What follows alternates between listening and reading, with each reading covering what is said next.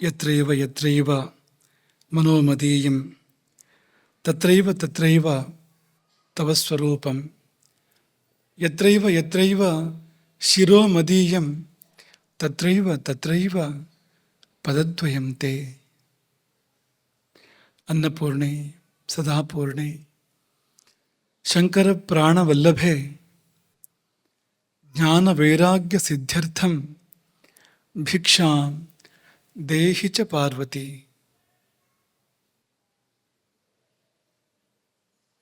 ಹರೇ ರಾಮ. ಭೋಜನವು ತೃಪ್ತಿಗೆ ಕಾರಣ ಆಗಬೇಕು. ಆ ತೃಪ್ತಿ ಎಲ್ಲಿಂದ ಎಲ್ಲಿವರೆಗೆ? ನಾಲಿಗೆಗೆ ತೃಪ್ತಿ. ರುಚಿಯ ಕಾರಣಕ್ಕೆ ನಾಲಿಗೆಗೆ ತೃಪ್ತಿ. ಪರಿಮಳದಿಂದ ಮೂಗಿಗೆ ತೃಪ್ತಿ. ಬಿಸಿ ಬಿಸಿ ಇದ್ದರೆ ಚರ್ಮಕ್ಕೆ ತೃಪ್ತಿ ಅಲ್ವಾ? ಬಣ್ಣ ಗಿಣ್ಣ ಹಾಕಿದರೆ, ಸರಿಯಾಗಿ ಕೇಳ್ಕೊಳ್ಳಿ, ಬಣ್ಣ ಹಾಕಿದರೆ ಅಂದರೆ ಅದು ಒಳ್ಳೆಯದಲ್ಲ ಅಲ್ವಾ? ಬಣ್ಣ ಹಾಕೋದು ಬಣ್ಣ ಇದ್ದರೆ, ಅದಕ್ಕೆ ಸಹಜವಾಗಿ ಒಳ್ಳೆ ಬಣ್ಣ ಇದ್ದರೆ, ಅಥವಾ ಬಣ್ಣ ಆಕೃತಿ ಇಂಥದ್ದೆಲ್ಲ ಕಣ್ಣಿಗೆ ತೃಪ್ತಿ. ಹೀಗೆ ಇಂದ್ರಿಯಗಳಿಗೆಲ್ಲ ತೃಪ್ತಿ. ಆಮೇಲೆ ಮನಸ್ಸಿಗೆ ತೃಪ್ತಿ. ಅಮ್ಮ ಪ್ರೀತಿಯಿಂದ ಬಡಿಸಿದರೆ, ಅಥವಾ ಬಡಿಸೋರು ಪ್ರೀತಿಯಿಂದ ಬಡಿಸಿದರೆ, ಅಮ್ಮನ ಹಾಗೆ ಪ್ರೀತಿಯಿಂದ ಬಡಿಸಿದರೆ ಅಂತಃಕರಣಕ್ಕೆ ತೃಪ್ತಿ. ಅದು ಅಂತ ಇಷ್ಟು ಕೂಡ ಆಗೋದಿಲ್ಲ ಸಾಮಾನ್ಯವಾಗಿ. ಈಗ ಉದಾಹರಣೆಗೆ ಗಡಿಬಿಡಿಯಲ್ಲಿ ಕಚೇರಿಗೆ ಹೋಗೋರು ಗಬಗಬ ತಿಂದು ಹೋಗ್ತಾರೆ. ತುತ್ತಿನ ಚೀಲಕ್ಕೆ ತುಂಬು, ಕತ್ತಿನ ಕೆಳಗೆ ನೂಕು, ಕತ್ತಿಡು ನೂಕು ಅಂತ ಹೇಳ್ತಾರಲ್ಲ, ಹಾಗೆ ಕತ್ತಿನ ಕೆಳಗೆ ಆಹಾರವನ್ನು ನೂಕು ಅಂತ ಇಷ್ಟು ಮಾಡಿ ಹೋಗ್ತಾರೆ. ಅವ್ರಿಗೇನು ರುಚಿ ಗೊತ್ತಾಗೋದಿಲ್ಲ. ಅಲ್ಲಿ ಮೊದಲನೇ ಹಂತವೇ ವಿಫಲ. ನಾಲ್ಗೆಗೆ ತೃಪ್ತಿಯೇ ಇಲ್ಲ. ಆದರೆ ಸ್ವಲ್ಪ ಸಮಾಧಾನ ಊಟ ಮಾಡೋರಿಗೆ ಇದೆಲ್ಲ ಆಗೋಕ್ಕೆ ಸಾಧ್ಯ.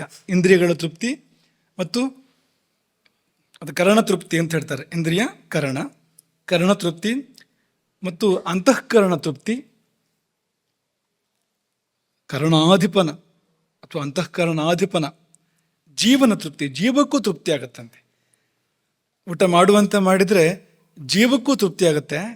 ಆಮೇಲೆ ದೇವತೆಗಳಿಗೆಲ್ಲ ತೃಪ್ತಿ.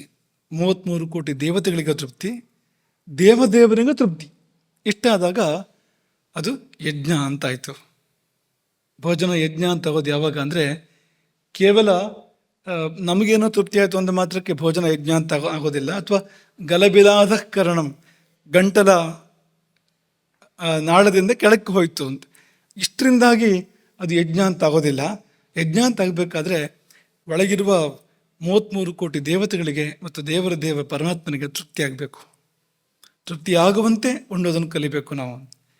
ಉದಾಹರಣೆಗೆ ಭಗವದರ್ಪಣೆ ಮಾಡಿ ಊಟ ಮಾಡಿದರೆ ಅದು ಭಗವಂತನಿಗೆ ತಲುಪ್ತದೆ, ಇದು ನಿನಗೆ. ಅಥವಾ ಈ ಭೋಜನ ವಿಧಿಗಳನ್ನು ಸರಿಯಾಗಿ ಪಾಲನೆ ಮಾಡಿದರೆ, ಅಲ್ಲಿ ದೇವತೆಗಳಿಗೆಲ್ಲ ಕೊಡೋಕೆ ಹೇಳಿದ್ದಾರೆ, ಅಲ್ಲಿ ಅವರಿಗೆಲ್ಲ ತೃಪ್ತಿ ಆಗುತ್ತೆ. ಅದರಿಂದ ಹೀಗೆಲ್ಲ ಮಾಡಿ ಭೋಜನವನ್ನು ಮಾಡಿದಾಗ ಭೋಜನವು ಯಜ್ಞವಾಗಲಿಕ್ಕೆ ಸಾಧ್ಯ. ಅಗ್ನಿಮುಖಾವೈ ದೇವಾಹ, ದೇವತೆಗಳಿಗೆ ಅಗ್ನಿಯೇ ಬಾಯಿ. ಅಗ್ನಿಯಲ್ಲಿ ನಾವು ಏನನ್ನು ಅರ್ಪಣೆ ಮಾಡ್ತೇವೋ ಅದು ದೇವರಿಗೆ ತಲುಪುವಂಥದ್ದು ಅಂತ. ಹಾಗೆ ಇಲ್ಲಿ ಕೋಷ್ಠಾಗ್ನಿ ಅಲ್ವಾ, ಜಠರಾಗ್ನಿ,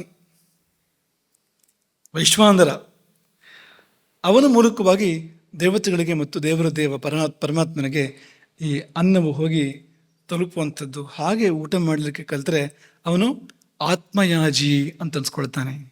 ಅವನು ಮಾಡುವ ಊಟ ಆತ್ಮಯಾಗ ಎಂಬುದಾಗಿ ಕರೆಯಲ್ಪಡುತ್ತದೆ. ಅದನ್ನೇ ಇದು ಬೋಧಾಯಂದ್ರ ಶಬ್ದ. ಉಪನಿಷತ್ತು ಶರೀರ ಯಜ್ಞ ಎಂಬುದಾಗಿ ಅದನ್ನು ಕರೀತು. ಶರೀರ ಯಜ್ಞ ಅಥವಾ ಶಾರೀರ ಯಜ್ಞ ಎಂಬುದಾಗಿ ಉಪನಿಷತ್ತು ಅದನ್ನು ಕರೆಯಿತು. ಅದಕ್ಕೆ ಇನ್ನೊಂದು ಶಬ್ದ ಪ್ರಾಣಾಗ್ನಿಹೋತ್ರ ಅಂತ.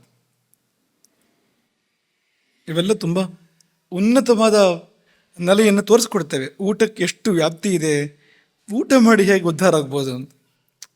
ನೋಡಿ, ನಮ್ಮ ಭಾರತೀಯ ಸಂಸ್ಕೃತಿ ಎಂಥ ಅದ್ಭುತವಾದ್ದು ಅಂದರೆ, ಊಟ ಮಾಡಿ ಉದ್ಧಾರ ಆಗ್ಬೋದು. ಊಟ ಮಾಡಿ ಯಜ್ಞ ಮಾಡಿದ ಫಲವನ್ನು ಪಡ್ಕೊಳ್ಬೋದು. ಯಾವಾಗ ಅಂದರೆ ತಿಳುವಳಿಕೆ ಇದ್ದು ಅದಕ್ಕನುಸರಿಸಿ ಊಟ ಮಾಡೋದಾದರೆ ಇದೆಲ್ಲ ಸಾಧ್ಯ. ಹಾಗಾಗಿ ಈ ಸಮಾರಾಧನೆ ಅಂತ ಹೇಳ್ತಾರಲ್ಲ, ಊಟ ಹಾಕೋದಕ್ಕೆ ಸಂತರ್ಪಣೆ, ಸಮಾರಾಧನೆ ಅಂತ ಹೇಳ್ತಾರೆ. ಯಾಕೆಂದರೆ ಪಂಕ್ತಿಯಲ್ಲಿ ಕುಳಿತು ಅಷ್ಟು ಮಂದಿ ಆ ರೀತಿಯಲ್ಲಿ ಊಟ ಮಾಡಿದರೆ ಬಡಿಸಿದವನು ಎಲ್ಲಿ ಹೋಗ್ತಾನು? ವೈಕುಂಠಕ್ಕೆ ಹೋಗ್ತಾನ, ಅವನು ಕೈಲಾಸಕ್ಕೆ ಹೋಗ್ತಾನ. ಯಾಕೆಂದರೆ ಅಷ್ಟು ಪಾತ್ರಗಳು ಅಂತ, ಅಷ್ಟು ಜೀವಗಳು ದೇವರಿಗೆ ತಲುಪಿಸ್ತಾ ಇರ್ತವೆ ತಾವು ಊಟ ಮಾಡಿ. ತುಂಬ ಉತ್ಕೃಷ್ಟವಾಗಿರುವಂಥದ್ದು, ಅಂಥ ಸಂತರ್ಪಣೆಗಳು ತುಂಬ ಶ್ರೇಷ್ಠವಾಗಿರುವಂಥದ್ದು. ಈಗ ಅಲ್ಲಿಂದ ಮುಂದಕ್ಕೆ ಹೋಗೋಣ. ಇವತ್ತು ನಿನ್ನೆ ಪುಟ್ಟತಮ್ಮನ ಉತ್ತರದ ಮೇಲೆ ಇವತ್ತಿನ ಪ್ರವಚನ. ಭೋಜನವು ತಪಸ್ಸಾಗಬಹುದೇ? ಊಟ ಮಾಡಿ ತಪಸ್ ಮಾಡಿದ ಫಲ ಬರಬೇಕು. ಊಟ ಮಾಡದೆ ತಪಸ್ ಮಾಡಿದ ಫಲ ಪಡ್ಕೊಳ್ಳೋಕ್ಕೂ ಕಷ್ಟ ಇದೆ. ಊಟ ಮಾಡದೆ ತಪಸ್ಸು ಅಂತ ಮಾಡ್ತಾರೆ. ಉಪವಾಸದ ರೂಪದ ತಪಸ್ಸೇ ಅದು. ಆದರೆ ಊಟ ಮಾಡಿ ತಪಸ್ಸು ಮಾಡಿದ ಫಲ ಪಡ್ಕೊಳ್ಬೇಕು. ಅದು ಒಳ್ಳೆ ರೀತಿಯಲ್ಲಿ ಊಟ ಮಾಡಿ, ಅರೆ ಹೊಟ್ಟೆ ಅಲ್ಲ, ಸರಿಯಾಗಿ ಊಟ ಮಾಡಿಯೇ ತಪಸ್ಸು ಮಾಡಿದ ಫಲ ಪಡ್ಕೊಳ್ಬೇಕು. ಹೇಗೆ ಅನ್ನೋದು ಇವತ್ತಿನ ವಸ್ತು.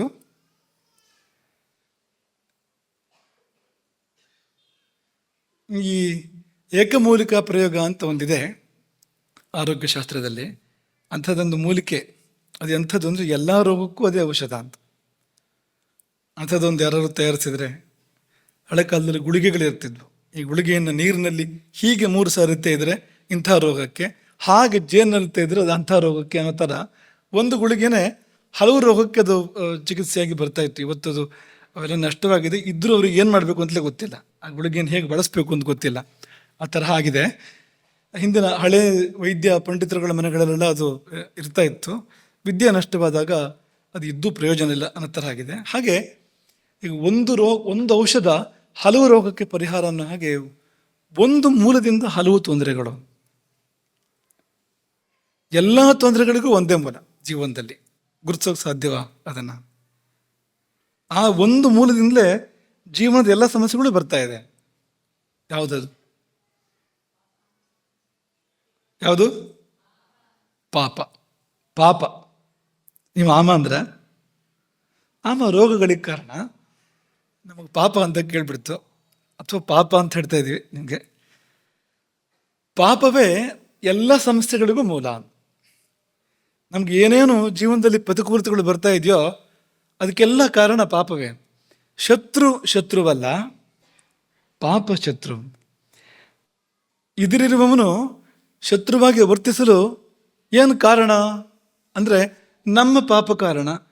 ಅವನು ಬಂದು ನಮಗೆ ತೊಂದರೆ ಮಾಡ್ತಾ ಇದ್ದಾನೆ ಅಂದರೆ ನಮ್ಮ ಪಾಪದ ಕಾರಣಕ್ಕೋಸ್ಕರ ಅವನು ನಮಗೆ ತೊಂದರೆ ಮಾಡ್ತಾ ಇರುವಂಥದ್ದು. ಮತ್ತು ಅವನ ಪಾಪ ಇನ್ನೊಬ್ಬರಿಗೆ ತೊಂದರೆ ಕೊಡಬೇಕು ಅಂತಂದರೆ ಅವನ ಪಾಪ ಕೆಲಸ ಮಾಡ್ತಾ ಇದೆ. ತೊಂದರೆ ಕೊಟ್ಟು ಮತ್ತಷ್ಟು ಪಾಪ ಕಟ್ಕೊಂತ ಪಾಪ ಮಹಾಪಾಪದ ಕಡೆ ಕರ್ಕೊಂಡು ಹೋಗ್ತಾ ಇದೆ. ಹೀಗೆ ಅಲ್ಲಿ ನೋಡಿದ್ರು ಇಲ್ಲಿ ನೋಡಿದ್ರು ಪಾಪವೇ ಕಾರಣ. ರಾವಣನ ಶತ್ರು ಯಾರು ಅಂದರೆ ರಾಮ ಅಲ್ಲ, ಕಾಮ ಎಲ್ಲ ಪಾಪ ಅಲ್ಲ. ಧರ್ಮ ವಿರುದ್ಧೋ ಭೂತೇಶು ಕಾಮೋಸ್ಮಿ ಭರತರ್ಷಭ, ಗೀತೆ. ಧರ್ಮಕ್ಕೆ ವಿರುದ್ಧ ಅಲ್ಲದೆ ಇದ್ದರೆ ನಾನೇ ಆ ಕಾಮ ಎಂಬುದಾಗಿ ಭಗವಂತ ಹೇಳಿದ್ದಾನೆ. ಅದಲ್ಲ, ಧರ್ಮಕ್ಕೆ ವಿರುದ್ಧವಾಗಿರ್ತಕ್ಕಂಥ ಕಾಮ, ಅದೇ ಪಾಪ ಅಂತ. ಅದು ತಾನೇ. ಅವನು ಸೀತೆಯನ್ನು ಅಪಹಾರ ಮಾಡುವಂಥ ಪ್ರಯತ್ನ ಮಾಡದೇ ಇದ್ದಿದ್ರೆ ಏನಾಗ್ತಾ ಇತ್ತು? ಏನೂ ಆಗ್ತಾ ಇರಲಿಲ್ಲ. ವನವಾಸ ಮುಗಿಸ್ಕೊಂಡು ರಾಮ ಅಯೋಧ್ಯೆಗೆ ಹೋಗಿ ಪಟ್ಟಾಭಿಷೇಕ ಆಗ್ತಾ ಇತ್ತು. 1 ವರ್ಷ ಉಳಿದಿತ್ತು ವನವಾಸ ಮುಗಿಯೋದಕ್ಕೆ. ವೈರವೇ ಬರ್ತಾ ಇರಲಿಲ್ಲ. ವೈರ ಏಕೆ ಬಂತು? ರಾಮ ಏಕೆ ಶತ್ರುವಾಗಿ ಪರಿಣಮಿಸಿದ ರಾವಣನಿಗೆ ಅಂದರೆ ಅದಕ್ಕೆ ಕಾರಣ ಹುಡ್ಕೊಂಡು ಹೋದಾಗ ಒಂದು ಪಾಪ ಮಾಡಿದ್ದಾನೆ. ನಾರಿ ಚೌರ್ಯ, ಸತಿಯ ಚೌರ್ಯದ ಪಾಪವನ್ನು ರಾವಣ ಮಾಡಿದ್ದಾನೆ. ಅದರಿಂದಾಗಿ ಆ ಶತ್ರುತ್ವ ಬಂದಿರುವಂಥದ್ದು. ಇದು ಆ ಜನ್ಮದಲ್ಲೇ ಕಾಣ್ತಾ ಇರುವಂಥದ್ದು ರಾವಣನದ್ದು. ಆದರೆ ನಮ್ಮ ಬದುಕಿನಲ್ಲಿ ಆದರೂ ಕೂಡ ನಾವು ಏನೇನು ನಾವು ಶತ್ರುಗಳ ಬಾಧೆಯನ್ನು ಕಾಣ್ತೇವೋ ಅಲ್ಲೆಲ್ಲ ನಾವು ಪಾಪವನ್ನು ಕಾರಣವಾಗಿ ನೋಡಬೇಕು. ಅದರ ಹಿಂದೆ ಪಾಪ ಇದೆ. ಅವನ ಪಾಪ, ನಮ್ಮ ಪಾಪ ಇದೆ. ಕೆಲವು ಸಾರಿ ಈ ಶತ್ರುಗಳೇ ಬಂದು ನಮಗೆ ತೊಂದರೆ ಕೊಡಬೇಕು ಅಂತಿಲ್ಲ. ಕೆಲವು ಸಾರಿ ತಾನಾಗಿ ನಮಗೆ ತೊಂದರೆ ಆಗೋದುಂಟು. ಏನೋ ಹುಷಾರು ತಪ್ಪಿತು, ಶತ್ರು ಏನು ಮಾಡ್ತಾನೆ? ಅದಕ್ಕೆ ಬಿದ್ದೆ, ಕಾಲು ಮುರಿತು, ಅಪಘಾತ ಆಯಿತು, ಶತ್ರು ಏನು ಮಾಡ್ತಾನೆ? ಆಕಸ್ಮಿಕ ಅಂತ. ಯಾರು ಕಾರಣ? ಏನು ಕಾರಣ ಅದಕ್ಕೆ ಅಂತಂದರೆ ಅದ್ರ ಹಿಂದೆ ಯಾವುದೋ ಪಾಪ ಇದೆ. ಇಲ್ಲಿಂದ ಪ್ರಾರಂಭ ಮಾಡಿ ಪರಮಾತ್ಮ ಸಾಕ್ಷಾತ್ಕಾರದವರೆಗೂ ಪಾಪವೇ ಅಡ್ಡ ಇರುವಂಥದ್ದು. ನಮಗೂ ದೇವರಿಗೂ ಮಧ್ಯೆ ಇರುವ ಗೋಡೆ ಯಾವುದು? ಎಲ್ಲೆಲ್ಲೂ ಇರುವ ಪರಮಾತ್ಮ ಯಾಕೆ ನಮಗೆ ಕಾಣ್ತಾ ಇಲ್ಲ ಅಂದರೆ ಒಂದು ಪಾಪದ ತೆರೆ ಇದೆ ಮಧ್ಯದಲ್ಲಿ. ಅದರಿಂದಾಗಿ ಕಾಣದೇ ಇರುವಂಥದ್ದು. ಒಂದು ವೇಳೆ ಆ ತೆರೆದರೆ ಪಾಪ ಪರಿಹಾರ ಆದರೆ ಅಲ್ಲೇ ಭಗವಂತ, ಆ ಕ್ಷಣದಲ್ಲೇ, ಒಂದು ಕ್ಷಣದ ಮಾತು ಅದು. ಆದರೆ ಈಗ ಸದ್ಯ ಒಂದು ತೆರೆ ಅಡ್ಡ ಇದೆ, ಒಂದು ಗೋಡೆ ಅಡ್ಡ ಇದೆ, ಅದು ಪಾಪದ್ದು. ಹಾಗಾಗಿ ಪಾಪ ಪರಿಹಾರದ ಪ್ರಯೋಜನ ಅದು ಎಲ್ಲಿಂದ ಎಲ್ಲಿವರೆಗೂ ಕೂಡ ಇದೆ. ಜೀವಕ್ಕೆ ಆದ್ಯ ಕರ್ತವ್ಯ ಯಾವುದು ಅಂತಂದರೆ ಪಾಪ ಪರಿಹಾರವೇ ಜೀವಕ್ಕೆ ಆದ್ಯ ಕರ್ತವ್ಯ. ಈಗ ಕೃಷಿ ಮಾಡಬೇಕಾದ್ರೆ ಅವ್ರಿಗೊಂದು ಸಮಸ್ಯೆ ಏನು ಬರುತ್ತೆ ಅಂದರೆ ಕಳೆಗಳು ಬೆಳೀತವೆ, ಬೆಳೆಗಳ ಮಧ್ಯದಲ್ಲಿ ಕಳೆಗಳು ಬೆಳೀತವೆ. ಕಳೆ ತೆಗೆಯೋದೊಂದು ಕಾರ್ಯಕ್ರಮ ಅಲ್ವಾ? ಒಳ್ಳೆ ಕೃಷಿ ಮಾಡಬೇಕು ಅಂದರೆ ಕಳೆ ತೆಗೆದು ಕೂತಿರ್ಬೇಕು ಅವನಿಗೆ. ಮೊದಲನೇದಾಗಿ ಕಳೆ ಯಾವುದು ಬೆಳೆ ಯಾವುದು ಗೊತ್ತಿರಬೇಕು. ಬೆಳೆ ತೆಗೆದು ಕಳೆ ಉಳಿಸಿದರೆ ಅವನಂಥ ಕೃಷಿಕ. ಆಮೇಲೆ ಹಾಗಾಗಿ ಬೆಳೆ ಯಾವುದು ಕಳೆ ಯಾವುದು ಗೊತ್ತಿರಬೇಕು. ಯಾವುದು ಬೆಳೆಯಬೇಕೋ ಅದು ಬೆಳೆ, ಯಾವುದನ್ನು ಕಳೆಯಬೇಕೋ ಅದು ಕಳೆ. ಹೆಸರಲ್ಲೇ ಅಷ್ಟು ಅರ್ಥ ಇದೆ ನೋಡಿ. ಬೆಳೆಯಬೇಕಾಗಿರೋದು ಬೆಳೆ, ಕಳೆಯಬೇಕಾಗಿರುವಂಥದ್ದು ಕಳೆ. ಹಾಗೆ ಕಳೆ ತೆಗಿಬೇಕಾದ್ರೆ ಈಗ ಗೊತ್ತಿರೋನಾದ್ರೂ ಹೇಗೆ ತೆಗಿತಾನೆ ಕಳೆನ, ಗೊತ್ತಿಲ್ಲದಿರೋನಾದ್ರು ಹೇಗೆ ತೆಗಿತಾನೆ? ಪೇಟೆಗೆ ಅವನು ಹೊಸ ಕೃಷಿ ಮಾಡ್ತಾ ಇದ್ದಾನೆ ಅಂದರೆ ಅವನು ಮೇಲಿಂದ ಕತ್ತರಿಸ್ಕೊಂಡು ಹೋಗ್ತಾನೆ ಕಳೆಯನ್ನು. ಹಳ್ಳಿಯವನು ಅಪ್ಪಾಜನ ಕಾಲದಿಂದ ಕೃಷಿ ಮಾಡ್ತಾ ಇದ್ದಾನೆ ಅಂತಾದರೆ ಅವನು ಬುಡ ಸಹಿತವಾಗಿ ಕೀಳ್ತಾನೆ, ಬೇರು ಸಹಿತವಾಗಿ ಕಳೆಯನ್ನು ಕೀಳ್ತಾನೆ. ಮೇಲಿಂದ ಮೇಲೆ ಕತ್ತರಿಸ್ಕೊಂಡ್ರೆ ಮತ್ತೆ ಬೆಳೆಯುತ್ತೆ, ಜಾಸ್ತಿ ಬೆಳಿಬೋದು. ಸಸ್ಯಗಳಿಗೆ ಸ್ವಭಾವ ಇರುತ್ತೆ, ನೀವು ಕತ್ತರಿಸಿದ್ರೆ ಜಾಸ್ತಿ ಬೆಳೆಯುತ್ತೆ. ಅದು ಕತ್ತರಿಸ್ತಾ ಇದ್ರೆ ಒಂದು ಪ್ರಮಾಣದಲ್ಲಿ ಬೆಳೆಯುವಂಥದ್ದು, ಕತ್ತರಿಸಿದ್ರೆ ಜಾಸ್ತಿ ಬೆಳೆಯುತ್ತೆ. ಹಾಗಾಗಿ ಜಾಸ್ತಿ ಬೆಳೆದು ಬಿಡುತ್ತಲ್ಲ, ಅದು ಬೇರು ಸಹಿತ ಕೀಳಬೇಕು. ಹಾಗೆ ನಮ್ಮ ಬದುಕಿನ ಸಮಸ್ಯೆಗಳಿಗೆ ಅಲ್ಲಲ್ಲಿ ನಾವು ಪರಿಹಾರ ಕಂಡುಕೊಳ್ತಾ ಹೋದರೆ ಅದು ಮುಗಿಯೋದಲ್ಲ, ಅದು ಬೇರಿಗೆ ಹೋಗಬೇಕು. ಬೇರೆ ಯಾವುದಪ್ಪ ಅಂದರೆ ಪಾಪವೇ ಬೇರು. ಪಾಪನ ಕಿತ್ತಾಕಿ ರೋಗವೂ ಇಲ್ಲ, ಶತ್ರುಗಳು ಇಲ್ಲ, ದುಃಖವೂ ಇಲ್ಲ, ಸಂಸಾರದ ಬಂಧನವೂ ಇಲ್ಲ. ಮತ್ತು ಮುಂದಕ್ಕೆ ಹೋದರೆ ಅಜ್ಞಾನವೂ ಇಲ್ಲ, ಸಂಸಾರದ ಬಂಧನವೂ ಇಲ್ಲ. ಹಾಗಾಗಿ ಜಾಣ ಜೀವ ಆದರೆ ಪಾಪ ಪರಿಹಾರಕ್ಕೆ ಹೊರಡಬೇಕು. ಕೋಣ ಆದರೆ ಅವನೊಂದೇ ಸಮಸ್ಯೆನ ಪರಿಹಾರ ಮಾಡ್ತಾ ಕೂತಿರುತ್ತದೆ. ಇದು ಬಂತು, ಇದ್ರ ಪರಿಹಾರ ಮುಗೀತಾ ಅಂದರೆ ಮತ್ತೊಂದು ಬಂತು, ಆಮೇಲೆ ಅದರ ಪರಿಹಾರ, ಇನ್ನೊಂದು ಬಂತು, ಅದರ ಪರಿಹಾರ. ಮುಗಿಯೋದೇ ಇಲ್ಲ. ಸಮುದ್ರದಲ್ಲಿ ತೆರೆಗಳು ಬಂದ ಹಾಗೆ ಸಮಸ್ಯೆಗಳು, ದುಃಖಗಳು ಬರ್ತಾನೆ ಇರುತ್ತೆ, ಮುಗಿಯೋದೇ ಇಲ್ಲ. ಹಾಗಾಗಿ ಪಾಪ ಪರಿಹಾರಕ್ಕೆ 10 ಹಲವು 100 ಸಾವಿರಾರು ಮಾರ್ಗಗಳನ್ನು ನಮ್ಮ ಭಾರತೀಯ ಸಂಸ್ಕೃತಿ ಹೇಳುತ್ತೆ. ಏನೇ ಮಾಡಿದರೂ ಪಾಪ ಪರಿಹಾರದ ದಾರಿಗಳಿದೆ ಅಲ್ಲಿ ಅಂತ ತೋರಿಸ್ಕೊಟ್ಟಿದೆ ಅಲ್ಲಿ. ಹಾಗೆ ಈ ಪಾಪ ಪರಿಹಾರಕ್ಕೆ ಪ್ರಮುಖವಾದ ಮಾರ್ಗ ಯಾವುದು ಎಂದರೆ ತಪಸ್ಸು. ತಪಸ್ಸು ಪಾಪ ಪರಿಹಾರದ ರಾಜಮಾರ್ಗ ಅಂತ, ಭಾಳ ಉತ್ತಮವಾಗಿರುವಂಥ ಮಾರ್ಗ. ಈ ತಪಸ್ಸು ಅಂದ್ಕೊಳ್ಳೆ ನೀವು ಒಂದು ಸತ್ಯ ಇನ್ನು ಮುಂದಿನ ವಿಷಯಗಳು ನಮಗೆ ಸಂಬಂಧಪಟ್ಟಿದ್ದಲ್ಲ ಅನ್ನೋ ತೀರ್ಮಾನಕ್ಕೆ ಬರ್ತೀನಿ. ಯಾಕೆಂದರೆ ಯಾರು ಅದನ್ನು ಮಾಡೋರು? ಕಾಡಿಗೆ ಹೋಗಿ ಗಡ್ಡ ಬಿಟ್ಟು ದಂಡ ಹಿಡ್ಕೊಂಡು ಒಂದು ಆಶ್ರಮ ಕಟ್ಕೊಂಡು ನದಿಯಲ್ಲಿ ತಣ್ಣೀರು ಸ್ನಾನ, ಚಳಿ ಬೇರೆ ತಣ್ಣೀರು ಸ್ನಾನ ಮಾಡಿಕೊಂಡು ಯಾರಪ್ಪ ಜೀವನ ಮಾಡೋಕ್ಕೆ ಸಾಧ್ಯ? ಅದೆಲ್ಲ ನಮಗೆ ಸಂಬಂಧಪಟ್ಟಿದ್ದಲ್ಲ. ಅದೆಲ್ಲ ಯಾರ್ಯಾರಿಗೂ ಋಷಿ ಮನೆಗಳಿಗೆ ಅಂಥವ್ರಿಗೆ ಸಂಬಂಧಪಟ್ಟಿದ್ದು ಅಂತ ನೀವು ಕೂಡಲೇ ಒಂದು ಗೋಡೆ ಹಾಕ್ಕೊಂಡ್ಬಿಡ್ತೀರಿ. ಗೋಡೆಯಲ್ಲಿ ಒಂದು ಬಾಗಿಲು ತೆಗೀರಿ. ನೀವು ಮನೇಲೇ ತಪಸ್ಸು ಮಾಡ್ಬೋದು, ಅಥವಾ ಇದ್ದಲ್ಲೇ ತಪಸ್ಸು ಮಾಡ್ಬೋದು. ನೀವು ಊಟವನ್ನು ಮಾಡ್ತಾ ಇದ್ದೀರಿ ಅಂತಂದರೆ ಅಲ್ಲೇ ತಪಸ್ಸು ಮಾಡ್ಬೋದು, ಊಟದಲ್ಲೇ ತಪಸ್ಸನ್ನು ಮಾಡ್ಬೋದು. ಊಟ ಬಿಡಬೇಕಂದ್ರೆ ಬಿಡಬೇಕು ಅಂತಿಲ್ಲ, ಅರ್ಧ ಊಟ ಮಾಡಬೇಕಂದ್ರೆ ಅರ್ಧ ಊಟ ಮಾಡಬೇಕು ಅಂತಿಲ್ಲ. ರುಚಿಯಾದ ಪದಾರ್ಥಗಳನ್ನು ತಿನ್ಬಾರ್ದು ಅಂದರೆ ತಿನ್ಬೋದು, ರುಚಿಯಾದ ಪದಾರ್ಥಗಳನ್ನು ತಿನ್ನಬಹುದು. ತಿಂದೇ ಆ ಊಟವೇ ತಪಸ್ಸಾಗುವಂತೆ ಮಾಡಬಹುದು ಎಂಬುದಾಗಿ ಯೋಗಶಾಸ್ತ್ರ ಹೇಳ್ತಾ ಇದೆ. ನಿನ್ನೆ ನಾವು ನಿಮಗೆ ಉಪನಿಷತ್ತಿನ ದೃಷ್ಟಿಯಿಂದ ಭೋಜನ, ತಂತ್ರಶಾಸ್ತ್ರದ ದೃಷ್ಟಿಯಿಂದ ಭೋಜನ, ಆಯುರ್ವೇದದ ದೃಷ್ಟಿಯಿಂದಂತೂ ಹೇಳ್ತಾನೆ ಇದ್ದೇವೆ ಉದ್ದಕ್ಕೂ. ನಿನ್ನೆನೂ ಅದು ಬಂದಿದೆ. ಹೀಗೆ ಇದನ್ನೆಲ್ಲ ನಿನ್ನೆ ನಾವು ಪ್ರಸ್ತಾಪ ಮಾಡಿದ್ವು. ಇವತ್ತು ಧರ್ಮಶಾಸ್ತ್ರದ ದೃಷ್ಟಿಯಿಂದ, ನಿನ್ನೆ ಬೋಧಾಯಂದ್ರದ್ದು ಧರ್ಮಶಾಸ್ತ್ರ ಅದು. ಇವತ್ತು ಯೋಗಶಾಸ್ತ್ರದ ದೃಷ್ಟಿಯಿಂದ ಏನು ಭೋಜನ ಅಂದರೆ, ಹಾಗೆ ಭೋಜನ ಮಾಡಿದರೆ ಆಗುವಂಥ ಲಾಭ ಏನು ಅನ್ನೋದನ್ನು ಒಂದಷ್ಟು ಗಮನಿಸೋಣ. ಯೋಗಶಾಸ್ತ್ರದಲ್ಲಿ 2 ತರಹದ ತಪಸ್ಸನ್ನು ಹೇಳಿದ್ದಾರೆ. ಒಂದು ಊಟ ಮಾಡದೆ ಮಾಡುವಂಥ ತಪಸ್ಸು, ಉಪವಾಸ, ಕೃಚ್ಛ ಚಾಂದ್ರಾಯಣ ಇಂಥದ್ದೆಲ್ಲ, ಅದು ಬೇರೆ ಪ್ರತ್ಯೇಕ. ಅದು ಹಾಗೆ ನಿಮ್ಗೆ ಅದನ್ನು ಹೇಳೋದಿಲ್ಲ ಈಗ, ನಾನು ಆಮೇಲೆ ನೋಡೋಣ. ಈ ಊಟದ ತಪಸ್ಸು ಆದಮೇಲೆ ಉಪವಾಸದ ತಪಸ್ಸನ್ನು ಸಂದರ್ಭಾನುಸಾರ ನೋಡೋಣ. ಈಗ ಊಟ ಮಾಡಿ ತಪಸ್ಸನ್ನು ಮಾಡ್ಬೋದು ಅಂತ ಅವ್ರು ಹೇಳ್ತಾ ಇದ್ದಾರೆ. ಏನಪ್ಪ ಅಂದರೆ ಆಯುರ್ವೇದದ ಯೋಗಶಾಸ್ತ್ರದ ಒಂದು ಸೂತ್ರ, ಯೋಗ ಸೂತ್ರಗಳು ಇದೆಯಲ್ಲ ಪತಂಜಲಿ ಮಹರ್ಷಿಗಳದ್ದು, ಒಂದು ಸೂತ್ರ ಶೌಚ ಸಂತೋಷ ತಪಸ್ವಾಧ್ಯಾಯ ಈಶ್ವರ ಪ್ರಣಿಧಾನಾನಿ ನಿಯಮಾಹ. ಯಮ ನಿಯಮಗಳು ಅಂತ ಹೇಳ್ತಾರಲ್ಲ, ನಿಯಮಗಳು ಯಾವುದೆಲ್ಲ ಅಂದರೆ ಶೌಚ, ಸಂತೋಷ, ತಪಸ್ಸು, ಈಶ್ವರ ಪ್ರಣಿಧಾನ, ಸ್ವಾಧ್ಯಾಯ ಈಶ್ವರ ಪ್ರಣಿಧಾನ ಮುಂದಕ್ಕಿರುವಂಥದ್ದು. ಈ 5 ಪಾಂಡವರಲ್ಲಿ ಈ ಮಧ್ಯಮ ಪಾಂಡವ ಯಾರು ಅಂತ ನೋಡಿ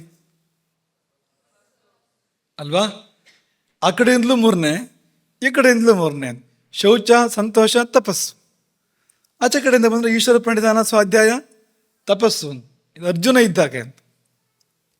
ಧರ್ಮರಾಜ, ಭೀಮ, ಅರ್ಜುನ, ಸಹದೇವ, ನಕುಲ, ಅರ್ಜುನ. ಆ ಕಡೆಯಿಂದ ಬಂದರೂ ಮಧ್ಯ, ಈ ಕಡೆಯಿಂದ ಬಂದರೂ ಕೂಡ ಸರಿಯಾಗಿ ಮಧ್ಯಮ ಪಾಂಡವ ಅನ್ನೋ ಹಾಗೆ ಈ ತಪಸ್ಸು ಅನ್ನುವಂಥದ್ದಿದೆ ನೋಡಿ. ಈ ತಪಸ್ಸು ಅಂತ ಒಂದು ಶಬ್ದ ಹೇಳ್ಬಿಟ್ಟಿದ್ದಾರೆ ಪತಂಜಲಿಗಳು.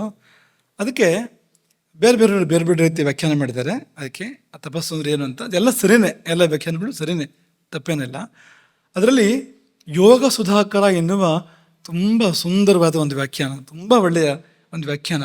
ಆ ವ್ಯಾಖ್ಯಾನ ಈ ಸೂತ್ರವನ್ನು ವ್ಯಾಖ್ಯಾನ ಮಾಡುತ್ತು. ಹೇಗೆ ಅಂದರೆ ಹಿತ ಮಿತ ಮೇಧ್ಯಾಶನಂ ತಪಃ. ಇದು ನಿಜವಾಗಿ ವ್ಯಾಖ್ಯಾನ, ಅದು ಅದೇ ಸೂತ್ರದಾಗಿದೆ, ವ್ಯಾಖ್ಯಾನವೇ ಸೂತ್ರದಾಗಿದೆ.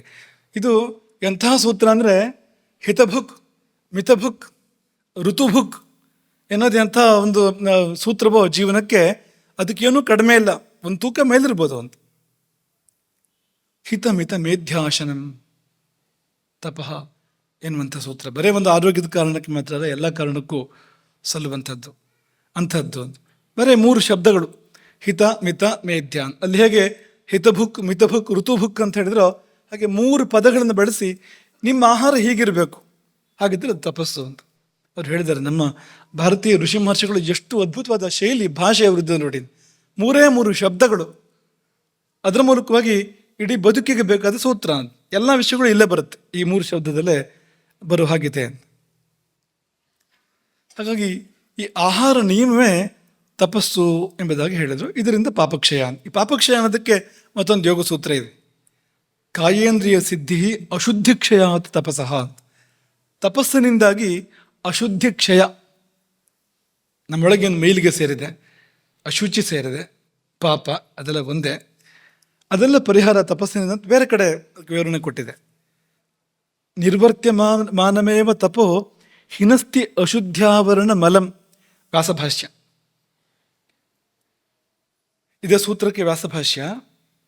ನಿರ್ವರ್ತ್ಯಮಾನಮೇವ ತಪೋ, ತಪಸ್ಸನ್ನು ಮಾಡ್ತಾ ಇದ್ರೆ ಈ ಒಂದು ಮಲವನ್ನು, ಈ ಒಂದು ಕಲ್ಮಶವನ್ನು, ಈ ಒಂದು ಆವರಣ, ಅದು ನಾವು ಗೋಡೆ ಅಂತ ಹೇಳಿದ್ವಲ್ಲ, ಈಶ್ವರನಿಗೂ ನಮಗೂ ಮಧ್ಯದಲ್ಲಿ ಅಂತ, ಅಶುದ್ಧಿ ಎಂಬ ಆವರಣ, ಒಂದು ಮಲ, ಕಲ್ಮಶ, ಅದನ್ನು ತಪಸ್ಸು ದೂರ ಮಾಡುತ್ತೆ ಅಂತ ವ್ಯಾಸಭಾಷ್ಯ ಹೇಳುತ್ತೆ. ಅದು ವಾಚಸ್ಪತಿ ಟೀಕೆ ಕೂಡ ಏನು ಹೇಳುತ್ತೆ ಅಂದರೆ ಅಶುದ್ಧಿ ಲಕ್ಷಣಂ ಆವರಣಂ. ಒಂದು ಆವರಣ ಇದೆ ನಮಗೂ ದೇವರಿಗೂ ಮಧ್ಯದಲ್ಲಿ, ನಮಗೂ ಶ್ರೇಯಸ್ಸಿಗೂ ಮಧ್ಯದಲ್ಲಿ, ನಮಗೂ ಸುಖಕ್ಕೂ ಮಧ್ಯದಲ್ಲಿ ಒಂದು ಆವರಣ, ಒಂದು ಗೋಡೆ ಇದೆ. ಆ ಗೋಡೆ ಏನು ಅಂದರೆ ಅದೇ ಅಶುದ್ಧಿ. ಏನಪ್ಪ ಹಾಗಂತಂದರೆ ತಾಮಸಂ ಅಧರ್ಮಾದಿ. ಪಾಪ, ಪಾಪ ಅಂದರೆ ಏನು ಅಂದರೆ ತಮೋಗುಣ, ರಜೋಗುಣ. ನಮ್ಮ ವಿರುದ್ಧವಾಗಿ ಕೆಲಸ ಮಾಡೋಕ್ಕೆ ಶುರು ಮಾಡಿದಾಗ ಪಾಪ. ಆ ತಮೋಗುಣ, ರಜೋಗುಣಗಳು ನಮ್ಮ ಪೂರಕವಾಗಿ ಕೆಲಸ ಮಾಡ್ತೇವೆ. ಕೆಲವು ಬಾರಿ ಸತ್ವಗುಣದ ಜೊತೆಗಿದ್ದು ಪೂರಕವಾಗಿ ಕೆಲಸ ಮಾಡ್ತೇವೆ. ಈ ತಮೋಗುಣದಿಂದಾಗ ನಿದ್ದೆ ಮಾಡ್ತೇವೆ ನಾವು, ರಜೋಗುಣದಿಂದಾಗಿ ಚಟುವಟಿಕೆಗಳನ್ನ ಮಾಡ್ತೇವೆ. ಒಂದು ಯಜ್ಞ ಮಾಡಬೇಕು ಅಂದರೆ ಚಟುವಟಿಕೆಗಳು ಮಾಡಬೇಕಾಗತ್ತೆ. ಅದಕ್ಕೆ ಒಂದು ಯೋಗಾಸನ ಮಾಡಬೇಕು ಅಂದರೆ ಆಸನೇನೆ ರಜೋಹಂತಿ, ಅಲ್ಲಿ ರಜೋಗುಣ ಬೇಕಾಗತ್ತೆ ಅದು ಕೂಡ.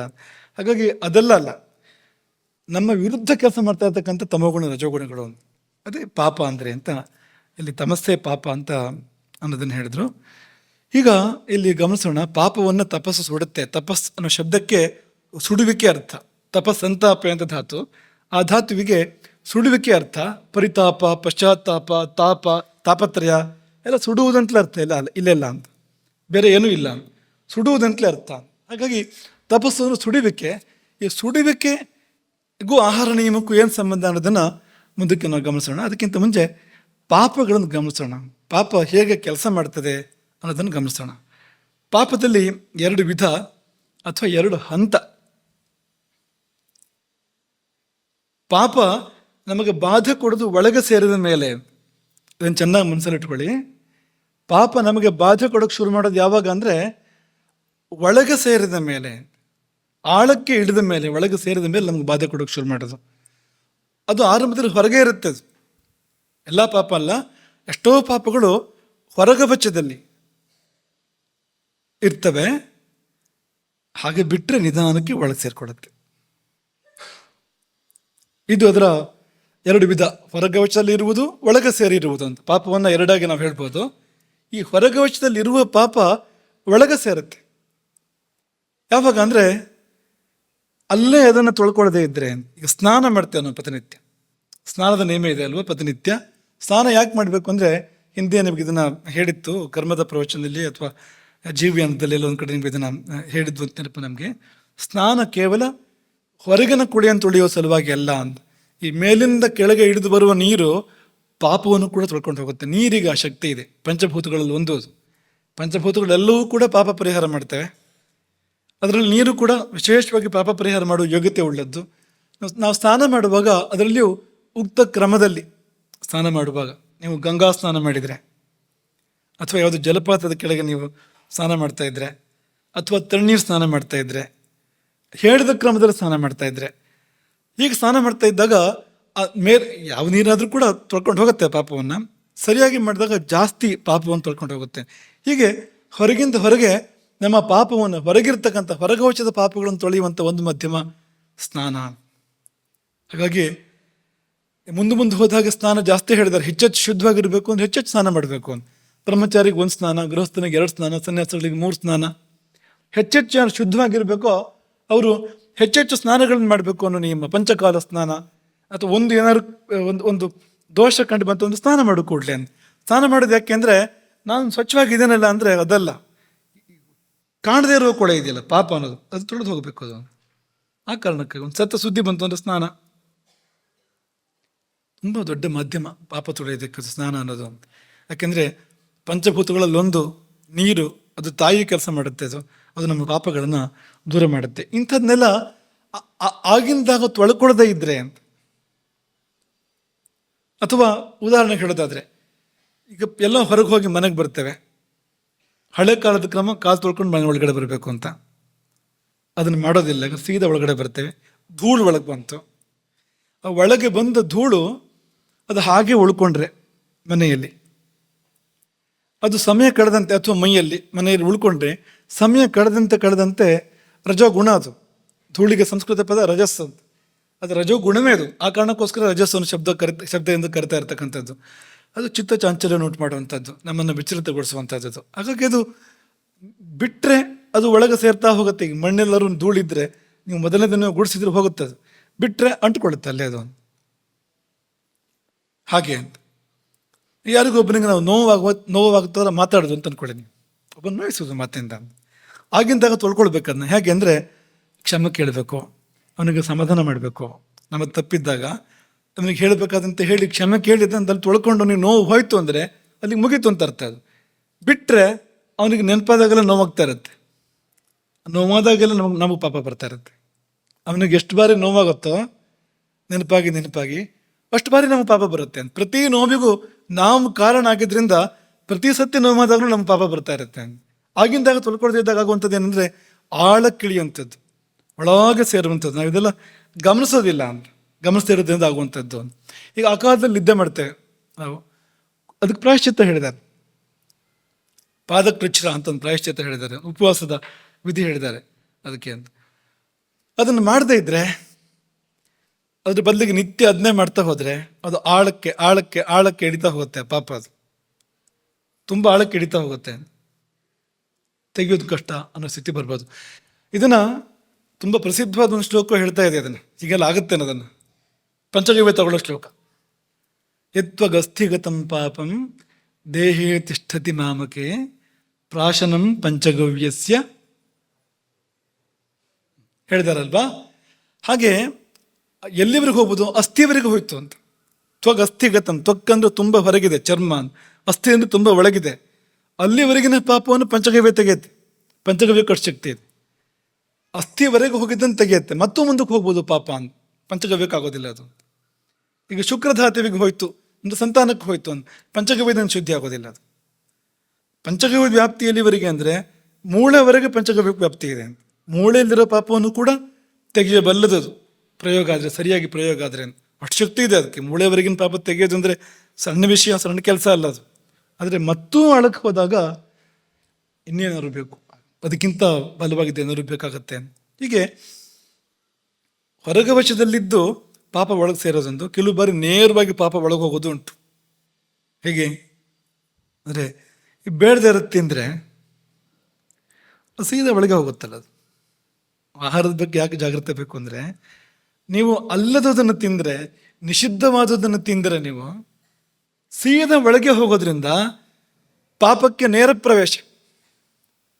ಅದು ಕಾದು ನಿಧಾನಕ್ಕೆ ಒಳಗೆ ಹೋಗೋ ಏನು ಅದು ಸಮಯ ಕೆಲಸವಿಲ್ಲ, ನೇರವಾಗಿ ಸೀದಾ ಒಳಗೆ ಹೋಗಿದ್ದು ಮಾತ್ರ ಅಲ್ಲ, ಅಲ್ಲಿಂದ ಮುಂದಕ್ಕೆ ಅಂತ ರಸ ಆಯಿತು, ರಕ್ತ ಆಯಿತು, ಮಾಂಸ ಆಯಿತು, ಮೂಳೆ ಆಯಿತು, ಮಜ್ಜೆ ಆಯಿತು ಅನ್ನೋ ತರಹ ನಮ್ಮಲ್ಲಿ ಮತ್ತಷ್ಟು ಆಳಕ್ಕೆ ಇಳಿಯೋಕ್ಕೆ ಅವಕಾಶ ಇದೆ. ಅದಕ್ಕೆ ಯಾಕೆ ಆಹಾರದ ಬಗ್ಗೆ ಜಾಗ್ರತೆ ಮಾಡಬೇಕು ಅಂದರೆ, ನೇರವಾಗಿ ಈಗ ಎರಡು ಶಬ್ದ ಇದೆ ಸಂಸ್ಕೃತದಲ್ಲಿ. ಪಾಪಿ ಅಂತ ಒಂದು ಶಬ್ದ ಇದೆ, ಪಾಪ ಅಂತ ಒಂದು ಶಬ್ದ ಇದೆ.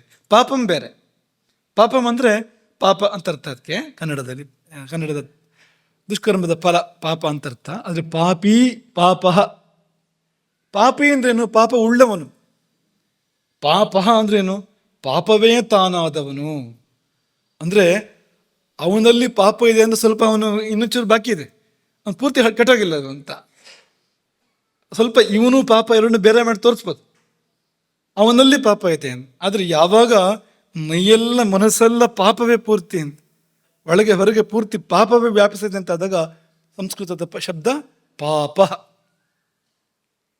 ರೇ ಪಾಪ ಅನ್ನೋ ಸಂಬೋಧನೆಗಳು ಸಂಸ್ಕೃತದಲ್ಲಿ. ಆ ಸಂಬೋಧನೆ ತುಂಬ ತೀಕ್ಷ್ಣವಾಗಿರುವಂಥದ್ದು.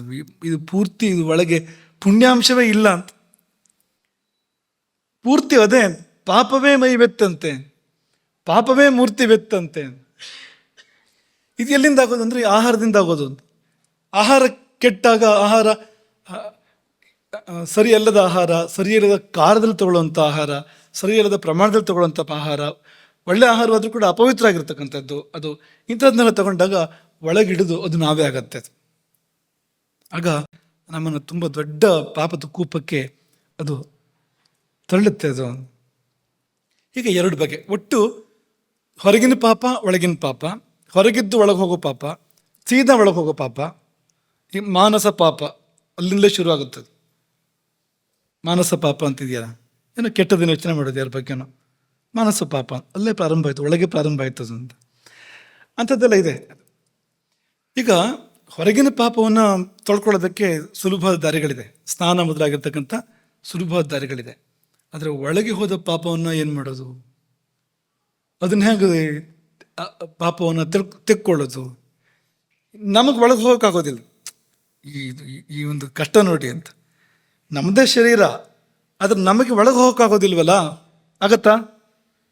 ನಮ್ಮೊಳಗೆ ನಾವೇ ಹೋಗೋಕ್ಕಾಗತ್ತಾ? ಯೋಗಿ ಹೋಗ್ತಾನೆ, ಯೋಗಿ ಅಂತರ್ಮಾರ್ಗದಲ್ಲಿ, ಸುಷುಮ್ನಾ ಮಾರ್ಗದಲ್ಲಿಯೋ ಅಥವಾ ಒಳಗಿನ ಮಾರ್ಗಗಳಲ್ಲಿ ಪ್ರಯಾಣ ಮಾಡ್ತಾನೆ.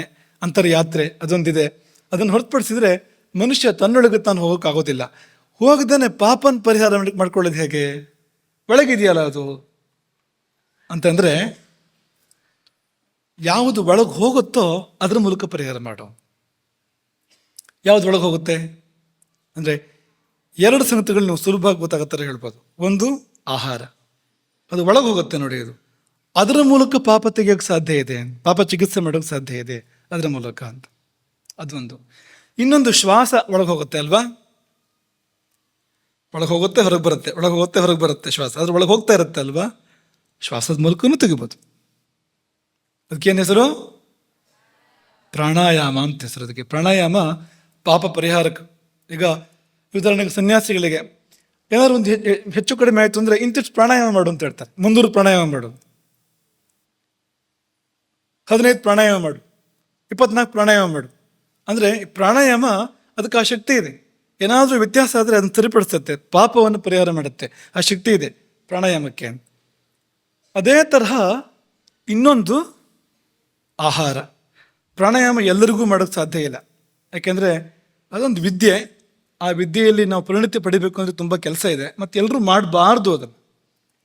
ಪ್ರಾಣಾಯಾಮಕ್ಕೆ ಯಾರು ಅಧಿಕಾರಿಗಳಲ್ಲ ಅಂತ ಹೇಳಿದ್ದಾರೆ. ಮಾಡಬಾರ್ದು ಅಂದರೆ ತೊಂದರೆ ಆಗುತ್ತೆ ಅವರಿಗೆ ಹಾದಿ ಹಿಡಿಸೋದಿಲ್ಲ, ಹೊಂದೋದಿಲ್ಲ ಅಂತ ವಿಭಾಗ ಮಾಡಿ ಇಂಥ ಒಂದು ವರ್ಗ ಪ್ರಾಣಾಯಾಮ ಮಾಡೋದು ಬೇಡ ಅಂತ ಶಾಸ್ತ್ರ ಹೇಳುತ್ತೆ. ಯಾಕೆಂದರೆ ಅವ್ರಿಗೆ ತೊಂದರೆ ಆಗುತ್ತೆ, ಅದು ಅವ್ರಿಗೆ ಅನುಕೂಲ ಆಗೋದಿಲ್ಲ. ಅವ್ರು ಬೇಕಾದ್ರೆ ಶ್ವಾಸದ ವ್ಯಾಯಾಮ ಥರ ಮಾಡ್ಬೋದು, ಬ್ರೀದಿಂಗ್ ಎಕ್ಸಸೈಸ್ ಅಂತ ಹೇಳ್ತಾರಲ್ಲ, ಅಂಥದ್ದನ್ನ ಮಾಡ್ತಾರೆ. ಪ್ರಾಣಾಯಾಮ ಅಂತಲೇ ಮಾಡಿದರೆ, ಪ್ರಾಣಾಯಾಮ ಹೇಗೆ ಮಾಡಬೇಕು ಹಾಗೆ ಮಾಡಿದರೆ ಒಳ್ಳೇದಾಗೋದ್ರ ಬದಲಿಗೆ ತೊಂದರೆ ಆಗುತ್ತೆ ಅವರಿಗೆ. ಹಾಗಾಗಿ ಎಲ್ಲರೂ ಮಾಡೋಕ್ಕೆ ಸಾಧ್ಯ ಇಲ್ಲ ಪ್ರಾಣಾಯಾಮವನ್ನು, ಎಲ್ರಿಗೂ ಒಲಿದು ಬರೋದಿಲ್ಲ. ಅದು ಏನು ಮಾಡೋದು ಅಂದರೆ ಇದರ ಮೂಲಕ ಪರಿಹಾರ ಮಾಡಿಕೊಳ್ಳಿ. ಆಹಾರ ಎಲ್ಲರೂ ಬಳಸುವಂಥದ್ದು, ಎಲ್ಲ ಜನ, ಜಾತಿ, ವರ್ಗ, ವಯಸ್ಸು, ಲಿಂಗ, ಪಾಪಿ, ಪುಣ್ಯಾತ್ಮ ಎಲ್ಲರೂ ಬಳಸುವಂಥದ್ದು ಆಹಾರ ಇದು. ಇದರ ಮೂಲಕವಾಗಿ ನೀವು ಅದನ್ನು ಸರಿ ಮಾಡ್ಕೊಳ್ಳೋಕ್ಕೆ ಸಾಧ್ಯ ಇದೆ, ಸರ್ವರಿಗೂ ಲಭ್ಯವಾಗುವ ಸಾಧನ ಎಂಬುದಾಗಿ ಅದನ್ನು ಎತ್ತಿ ಹೇಳಿದರು. ಹಾಗಾಗಿ ಯೋಗಶಾಸ್ತ್ರ ಈ ಒಂದು ದಾರಿಯನ್ನು ಕೊಡ್ತು. ಯಾವ ದಾರಿಯನ್ನು? ಭೋಜನವೇ ತಪಸ್ಸಾಗುವ ದಾರಿಯನ್ನು ಕೊಡ್ತು. ಅದು ಹೇಗೆ ಅಂದರೆ ಹಿತ ಮಿತ ಮೇಧ್ಯಾಸನಂ ತಪಃ. ಹಿತ ಮಿತ ಮೇಧ್ಯಾಸನ. ಅಶನ ಅಂತಂದರೆ ಆಹಾರ ಅಂತ ಅರ್ಥ. ಅದಕ್ಕೆ ಆಹಾರವು ಹಿತ ಮಿತ ಮೇಧ್ಯ ಆಗಬೇಕು. ಏನಪ್ಪ ಅದನ್ನು ಸಂಕ್ಷೇಪ ನೋಡೋಣ. ಮೊದಲು ಏನು ಮಾಡುತ್ತೆ ನೋಡೋಣ. ಹಿತ ಮಿತ ಆದಾಗ ಆಹಾರ ಹೊಸ ಪಾಪ ಬಂದು ಸೇರಿದಿರಂತ ನೋಡ್ಕೊಡುತ್ತೆ. ಅದು ಇಲ್ಲೇ ಇದ್ರೆ ಅದೇ ಕೆಲಸ ಆಗತ್ತಲ್ಲ. ನೀವು ಈ ಕಡೆಯಿಂದ ಪಾಪ ಪರಿಹಾರ ಮಾಡ್ತಿರೋದು, ಆ ಕಡೆಯಿಂದ ಬಂದು ಸೇರ್ತಾ ಇರೋದು, ಮುಕ್ತಾಯವೇ ಇಲ್ಲ ಅದಕ್ಕೆ. ಹಾಗಾಗಿ ನೀವು ನಿಷ್ಪಾಪರಾಗಬೇಕು ಅಂತಂದರೆ ಮೊದಲು ಅದು ಬರೋ ದಾರಿಯನ್ನು ಕಟ್ಟಬೇಕು. ಎಲ್ಲಿಂದ ಬರ್ತಾ ಇದೆ ಪಾಪ ಅದನ್ನು ತಡಿಬೇಕು. ಆಹಾರದ ಮೂಲಕವಾಗಿ ಪ್ರಧಾನವಾಗಿ ಪಾಪ ಬಂದು ಸೇರ್ತಾ ಇರುವಂಥದ್ದು. ಪಾಪದ ದಾರಿಗಳಲ್ಲಿ ತುಂಬ ಮುಖ್ಯವಾದ ಯಾವುದು ಅಂದರೆ ಆಹಾರವೇ ಅಂತ. ಅದ್ರ ಮೂಲಕವೇ ಬರ್ತಾ ಇದೆ ಅದು. ಇನ್ನೂ ಬೇರೆ ಬೇರೆ ಇದೆ, ಆಹಾರ ಪ್ರಧಾನವಾಗಿರುವಂಥದ್ದು. ಹಾಗಾಗಿ ಹೊರಗಿನಿಂದ ಒಳಗೆ ಪಾಪ ಬರದಂತೆ ಈ ಹಿತಮಿತ ಆಹಾರ ತಡೆಗಟ್ಬಿಡುತ್ತೆ. ಅಂದರೆ ತಗೊಳ್ಬೇಕಾದನ್ನು ತಗೊಳ್ಳೋ ಪ್ರಮಾಣದಲ್ಲಿ ತಗೊಂಡ್ರೆ ಅಲ್ಲಿಗೆ ಒಂದು ಹಂತ ಸಮಸ್ಯೆ ಪರಿಹಾರ. ಇದೇನಂತ ನೋಡೋಣ ಮುಂದಕ್ಕೆ. ಮೇಧ್ಯವಾದ ಆಹಾರ, ಮೂರನೇದು ಇದೆಯಲ್ಲ ಮೇಧ್ಯ ಅಂತ, ಅದು ಒಳಗಿರೋದನ್ನು ಪರಿಹಾರ ಮಾಡುತ್ತೆ. ಮೇಧ್ಯವಾದ ಆಹಾರ ಹಳೆಯ, ಈಗಾಗಲೇ ಬಂದು ಸೇರಿರುವ, ಬೀಡು ಬಿಟ್ಟಿರುವ, ಬೇರು ಬಿಟ್ಟಿರುವ, ಆಳಕ್ಕೆ ಹೋಗಿರುವ ಪಾಪಗಳನ್ನು ಪರಿಹಾರ ಮಾಡಬಲ್ಲದು, ಮಾಡೋ ಶಕ್ತಿ ಇದೆ ಅದಕ್ಕೆ. ಹೀಗೆ ಒಂದನೇದು ಹಿತಮಿತ ಆಹಾರಗಳು ಹೊಸ ಪಾಪ ಒಳಗೆ ಬರದಿರುವಂತೆ ನೋಡ್ಕೊಳ್ಳುವಂಥದ್ದು ಆಹಾರದ ಮೂಲಕವಾಗಿ. ಎರಡನೇದು ಮೇಧ್ಯ ಅನ್ನೋದು ಇರೋ ಪಾಪವನ್ನು, ಒಳಗಿರೋ ಪಾಪವನ್ನು ಪರಿಹಾರ ಮಾಡುವಂಥದ್ದು. ಮೂರನೇದು ಅಗ್ನಿ ಜಾಗರಣ. ಮೂರು ರೀತಿಯಲ್ಲಿ ಸದಾಹಾರ ಕೆಲಸ ಮಾಡುತ್ತೆ. ಸರಿಯಾದ ಆಹಾರ ಕ್ರಮ ಮೂರು ಥರದಲ್ಲಿ ಕೆಲಸ ಮಾಡುತ್ತೆ. ಮೂರನೇದೇನು ಅಂದರೆ ಅಗ್ನಿ ಜಾಗರಣ. ಈಗ ಒಳಗೆ ಅಗ್ನಿ ಇದೆ ಅಂತ ನಾವು ಇವಾಗಲೇ ಮಾತಾಡೋದು ಅಲ್ವಾ. ನಾಭಿಸ್ಥಾನದಲ್ಲಿ, ನಾಭಿಯ ಪರಿಸರದಲ್ಲಿ ಅಗ್ನಿ ಇದೆ. ಅದನ್ನು ಕೋಷ್ಠಾಗ್ನಿ ಅಂತ ಕರೀತಾರೆ, ವೈಶ್ವಾನರ ಅಂತ ಕರೀತಾರೆ, ಜಾಠರಾಗ್ನಿ ಅಂತ ಕರೀತಾರೆ, ಹೀಗೆಲ್ಲ ಕರೀತಾರೆ. ಅದು ಆ ಅಗ್ನಿ, ಅದೊಂದು ಶಕ್ತಿ. ಅದು ಬೆಂಕಿ ಉರಿತಾ ಇದೆ ಅನ್ನೋ ಥರ ತಿಳ್ಕೊಬೇಡಿ. ಮತ್ತು ಯಾಕೆ ಜಠರ ಎಲ್ಲ ಸುಟ್ಟೋಗಿಲ್ಲ ಅಂತ ಆ ಥರ ತಗೋಬೇಡಿ. ಅದನ್ನು ಆ ತರಹ ಅಲ್ಲ, ಶಕ್ತಿ ಅದೊಂದು. ಅದು ಪಿತ್ತವಾಗಿ ಕೆಲಸ ಮಾಡುತ್ತೆ. ಪಿತ್ತದ್ರವ ಅಥವಾ ಪಿತ್ತ ಏನಿದೆ ಇದರದ್ದೇ ಒಂದು ರೂಪ, ಅಗ್ನಿಯದ್ದೇ ಪ್ರಕಟ ರೂಪ ಅದು. ಆ ಪಿತ್ತವೇ ಈ ಆಹಾರವನ್ನು ಜೀರ್ಣ ಮಾಡುವಂಥದ್ದು. ಅದರದ್ದೇ ಅಂಶಗಳು ಬೆಲ್ಲವೂ ಕೂಡ. ಹೀಗಾಗಿ ಈ ಅಗ್ನಿ ಅದು ಎದ್ದರೆ ಅಗ್ನಿ ಎಲ್ಲ ಸಮಸ್ಯೆಯನ್ನು ಪರಿಹಾರ ಮಾಡುತ್ತೆ. ಈ ಪೆಟ್ಟಿಗೆ ಒಳಗೆ ಏನೇನು ಸಮಸ್ಯೆ ಇದೆಯೋ ಅದು ಇದು ಅಂತಿಲ್ಲ, ಎಲ್ಲವನ್ನೂ ಪರಿಹಾರ ಮಾಡುತ್ತೆ. ಯಾಕೆ ಆಹಾರದ ಬಗ್ಗೆ ಎಷ್ಟು ಮುನ್ನೆಚ್ಚರಿಕೆ ಹೇಳ್ತಾರೆ ಅಂದರೆ, ಅದು ಒಂದು ಸರಿಯಾದರೆ, ಈ ಅಗ್ನಿ ಒಂದು ಸರಿಯಾದರೆ ಎಲ್ಲ ಸಮಸ್ಯೆಗೂ ಪರಿಹಾರ. ಏಕಮೂಲಿಕಾ ಪ್ರಯೋಗ ಅದು, ಎಲ್ಲ ಸಮಸ್ಯೆಗೂ ಪರಿಹಾರ. ಅದು ರೋಗವೂ ಪರಿಹಾರ, ಪಾಪವೂ ಪರಿಹಾರ. ಧಾತುಗಳನ್ನು ವ್ಯಾಪಿಸಿ ಅಗ್ನಿ ಅಲ್ಲಿರುವ ದೋಷಗಳನ್ನ ಸುಟ್ಟು ರೋಗ ಬರದಂತೆ ಮಾಡುತ್ತೆ, ಅಥವಾ ಇರುವ ರೋಗವನ್ನು ಪರಿಹಾರ ಮಾಡುತ್ತೆ. ಇನ್ನೂ ಒಳಗೆ ಹೋಗಿ ಆ ದೋಷದ ಹಿಂದಿರ್ತಕ್ಕಂಥ ಪಾಪಗಳನ್ನು ಕೂಡ ದಹಿಸೋದ್ರಿಂದ ಏನು ಉಳಿಯೋದಿಲ್ಲ ಅಂತ ಒಳಗೆ. ಆಹಾರನ್ ಪಚತ ಶಿಖಿ ದೋಷಾನ್ ಆಹಾರ ವರ್ಜಿತ ಪಚತಿ. ಈ ಶಕ್ತಿ ಇದೆ ಅದಕ್ಕೆ. ದೋಷಗಳನ್ನು ಪಚನ ಮಾಡುತ್ತೆ ಅದು, ಸುಡುತ್ತೆ ಅದು. ಮತ್ತು ಮುಂದಕ್ಕೆ ಹೋದರೆ ಪಾಪಗಳನ್ನು ಕೂಡ ಸುಡುತ್ತೆ ಅದು. ಇಷ್ಟು ಅದರ ಸಂಕ್ಷೇಪ. ಈಗ ಒಂದು ಚೂರು ಜಾಸ್ತಿ ನೋಡೋಣ. ಇದೆಲ್ಲ ತುಂಬ ಬ್ರಹ್ಮಾಂಡಗಳು ಒಂದೊಂದು ಕೂಡ. ಒಂದು ಸ್ವಲ್ಪ ಆ ದಿಕ್ಕನ್ನು ನೋಡೋ ಪ್ರಯತ್ನವನ್ನು ಮಾಡ್ಬೋದು. ಈಗ ಹಿತ ಅಂದರೆ ಏನು? ಹಿತಾಹಾರ ಅಂದರೆ ಏನು ಅಂತಂದರೆ, ಎರಡು ಈ ಉಪಸರ್ಗ ಸೇರಿದ ಶಬ್ದಗಳ ಮೂಲಕ ನಿಮ್ಗೆ ಅದನ್ನು ಹೇಳ್ತೇನೆ. ನಿಮಗೆ ನಿಹಿತ ಮತ್ತು ವಿಹಿತ ಅಲ್ವಾ? ಉಪಸರ್ಗ, ನಿ ಉಪಸರ್ಗ ಮತ್ತು ವಿ ಉಪಸರ್ಗ ಅದು ಅಲ್ವಾ? ಉಪಸರ್ಗಗಳು ಒಂದು ಧಾತುವಿಗೆ ಅನೇಕ ಅರ್ಥಗಳಿರುತ್ತೆ. ಈ ಬೇರೆ ಬೇರೆ ಉಪಸರ್ಗ ಬಂದಾಗ ಆ ಅರ್ಥನ ಅಭಿವ್ಯಕ್ತ ಮಾಡುತ್ತೆ, ಈ ಅರ್ಥನ ಇದು ಅಭಿವ್ಯಕ್ತ ಮಾಡುತ್ತೆ ಅಲ್ವಾ? ಈ ಹ್ರೀ ಧಾತು ಇದೆ ಉದಾಹರಣೆಗೆ, ಅದಕ್ಕೆ ಬೇರೆ ಬೇರೆ ಅರ್ಥಗಳಿದೆ ಅದಕ್ಕೆ ಅಲ್ವಾ? ಅದಕ್ಕೆ ಪರಿಹಾರವೂ ಅರ್ಥ, ಅದಕ್ಕೆ ಸಂಹಾರವೂ ಅರ್ಥ ಅದಕ್ಕೆ ಅಲ್ವಾ? ಎರಡೂ ಆ ಧಾತುವಿನ ಅರ್ಥವೇ. ಅದು ಪರಿ ಬಂದಾಗ ಪರಿಹಾರ ಆಯ್ತದು, ಸಂ ಬಂದಾಗ ಸಂಹಾರ ಆಯ್ತದು, ಉಪ ಬಂದಾಗ ಉಪಹಾರ ಆಯ್ತು, ಆ ಬಂದಾಗ ಆಹಾರ ಆಯ್ತು. ಇದೆಯಲ್ಲ, ಪ್ರಹಾರಾಹಾರ ಸಂಹಾರ ವಿಹಾರ, ಅದೇ. ಹಾಗೆ ಎರಡು ಉಪಸರ್ಗಗಳು ನಿ ಮತ್ತು ವಿ, ಅದನ್ನು ಗಮನಿಸಿ. ನಿಹಿತ, ಹಿತ ಅಂದ್ರೆ ಏನು? ನಿಹಿತ. ನಿಹಿತ ಅಂದ್ರೇನು? ಇಡಲ್ಪಟ್ಟಿದ್ದು, ಪ್ರಕೃತಿಯಿಂದ ನಮಗಾಗಿ ಇಡಲ್ಪಟ್ಟಿದ್ದು. ಪ್ರಕೃತಿ ನಮಗಾಗಿ ಅಂತಲೇ ಇಷ್ಟ ಆಹಾರ ಇಟ್ಟಿದೆ, ಇದು ನಿಂದು ಅಂತ, ನೀ ತಿನ್ನು ಅಂತ, ಅದನ್ನೇ ತಿನ್ನಬೇಕು. ತಾಯಿ ಜಗಜ್ಜನನಿ ಪ್ರಕೃತಿ ಅಂದರೆ, ಅದು ಯಾರನ್ನೂ ಅದು ಉಪವಾಸ ಬಿಡೋಕ್ಕೆ ಬಿಡೋದಿಲ್ಲ. ಅದು ಎಲ್ರಿಗೂ ಬೇಕಾಗ ಆಹಾರನ ಇಟ್ಟಿದೆ. ಅದು ಎಷ್ಟು ಥರದ ಜೀವ ಜಂತುಗಳಿದೆ, ಆ ಎಲ್ರಿಗೂ ಏನು ಬೇಕೋ ಅದನ್ನು ಪ್ರಕೃತಿ ಇಟ್ಟೇ ಬಿಟ್ಟಿದೆ. ಇಡದೆ ಭೂಮಿಗೆ ನಾವು ಬಂದಿಲ್ಲ ಯಾರು ಕೂಡ ಅಂತ. ಹಾಗಾಗಿ ನಮಗಾಗಿ ಪ್ರಕೃತಿ ಇಟ್ಟಿರುವಂಥ ಆಹಾರ ಯಾವುದಿದೆ, ಅದೇ ಹಿತ ಅಂದರೆ. ನಿಹಿತವೇ ಹಿತ. ಈಗ ನಿಮ್ಮ ಪ್ರಶ್ನೆ, ಅದು ನಮಗೆ ಗೊತ್ತಾಗೋದು ಹೇಗೆ? ಯಾವುದು ನಮಗಾಗಿ ಪ್ರಕೃತಿ ಇಟ್ಟಿರೋದು ಯಾವುದು, ನಮ್ಮ ಪಾಲಿಂದ ಯಾವುದು ಅಂತ ನಮಗೆ ಗೊತ್ತಾಗೋದು ಹೇಗೆ ಅಂದರೆ ವಿಹಿತ. ಆ ಶಬ್ದ ತಗೊಳ್ಳಿ. ಶಾಸ್ತ್ರಗಳು ವಿಹಿತ ಮಾಡ್ತವೆ ಅಂತ, ಇದನ್ನು ಇಂಥವ್ರು ಸೇವಿಸಬೇಕು ಸೇವಿಸಬಾರ್ದು. ಪ್ರಕೃತಿಯಿಂದ ನಿಹಿತ, ಶಾಸ್ತ್ರಗಳಿಂದ ವಿಹಿತ. ನಮಗೆ ಸಹಾಯ ಮಾಡಿವೆ ಶಾಸ್ತ್ರಗಳು. ನೀನು ಸಣ್ಣವನೋ ದೊಡ್ಡವನೋ, ನೀನು ಪುರುಷನೋ ಮಹಿಳೆಯೋ, ನೀನು ರೋಗಿಷ್ಠನೋ ಆರೋಗ್ಯವಂತನೋ, ನೀನು ವಾತ ಪ್ರಕೃತಿಯವನೋ ಪಿತ್ತ ಪ್ರಕೃತಿಯವನೋ ಕಫ ಪ್ರಕೃತಿಯವನೋ ಮಿಶ್ರ ಪ್ರಕೃತಿಯವನೋ, ನಿನ್ನ ಕುಲ ಪರಂಪರೆ ಯಾವುದು? ಸಾತ್ವಿಕ ಪರಂಪರೆಯಿಂದ ಬಂದವನೋ, ರಾಜಸ ಪರಂಪರೆಯಿಂದ ಬಂದವನೋ, ತಾಮಸ ಪರಂಪರೆಯಿಂದ ಬಂದವನೋ, ಕುಲದ ಹಿನ್ನೆಲೆ ಯಾವುದು?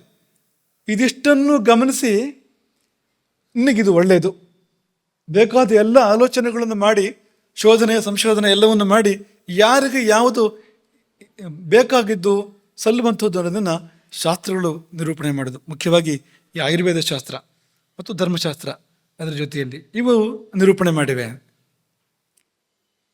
ಅದು ವಿಹಿತ. ಹಾಗಾಗಿ ಪ್ರಕೃತಿಯಿಂದ ನಮಗಾಗಿ ನಿಹಿತ, ಪ್ರಕೃತಿ ಇಟ್ಟಿದ್ದಾಳೆ, ಶಾಸ್ತ್ರಗಳು ಬಂದು ತೋರಿಸ್ಕೊಡುತ್ತೆ, ಇದು ನಿಂದು ಅಂತ, ಅದು ವಿಹಿತ ಅಂತ. ಇದೇ ಹಿತ ಅಂದರೆ, ಬೇರೆ ಏನು ಅಲ್ಲ.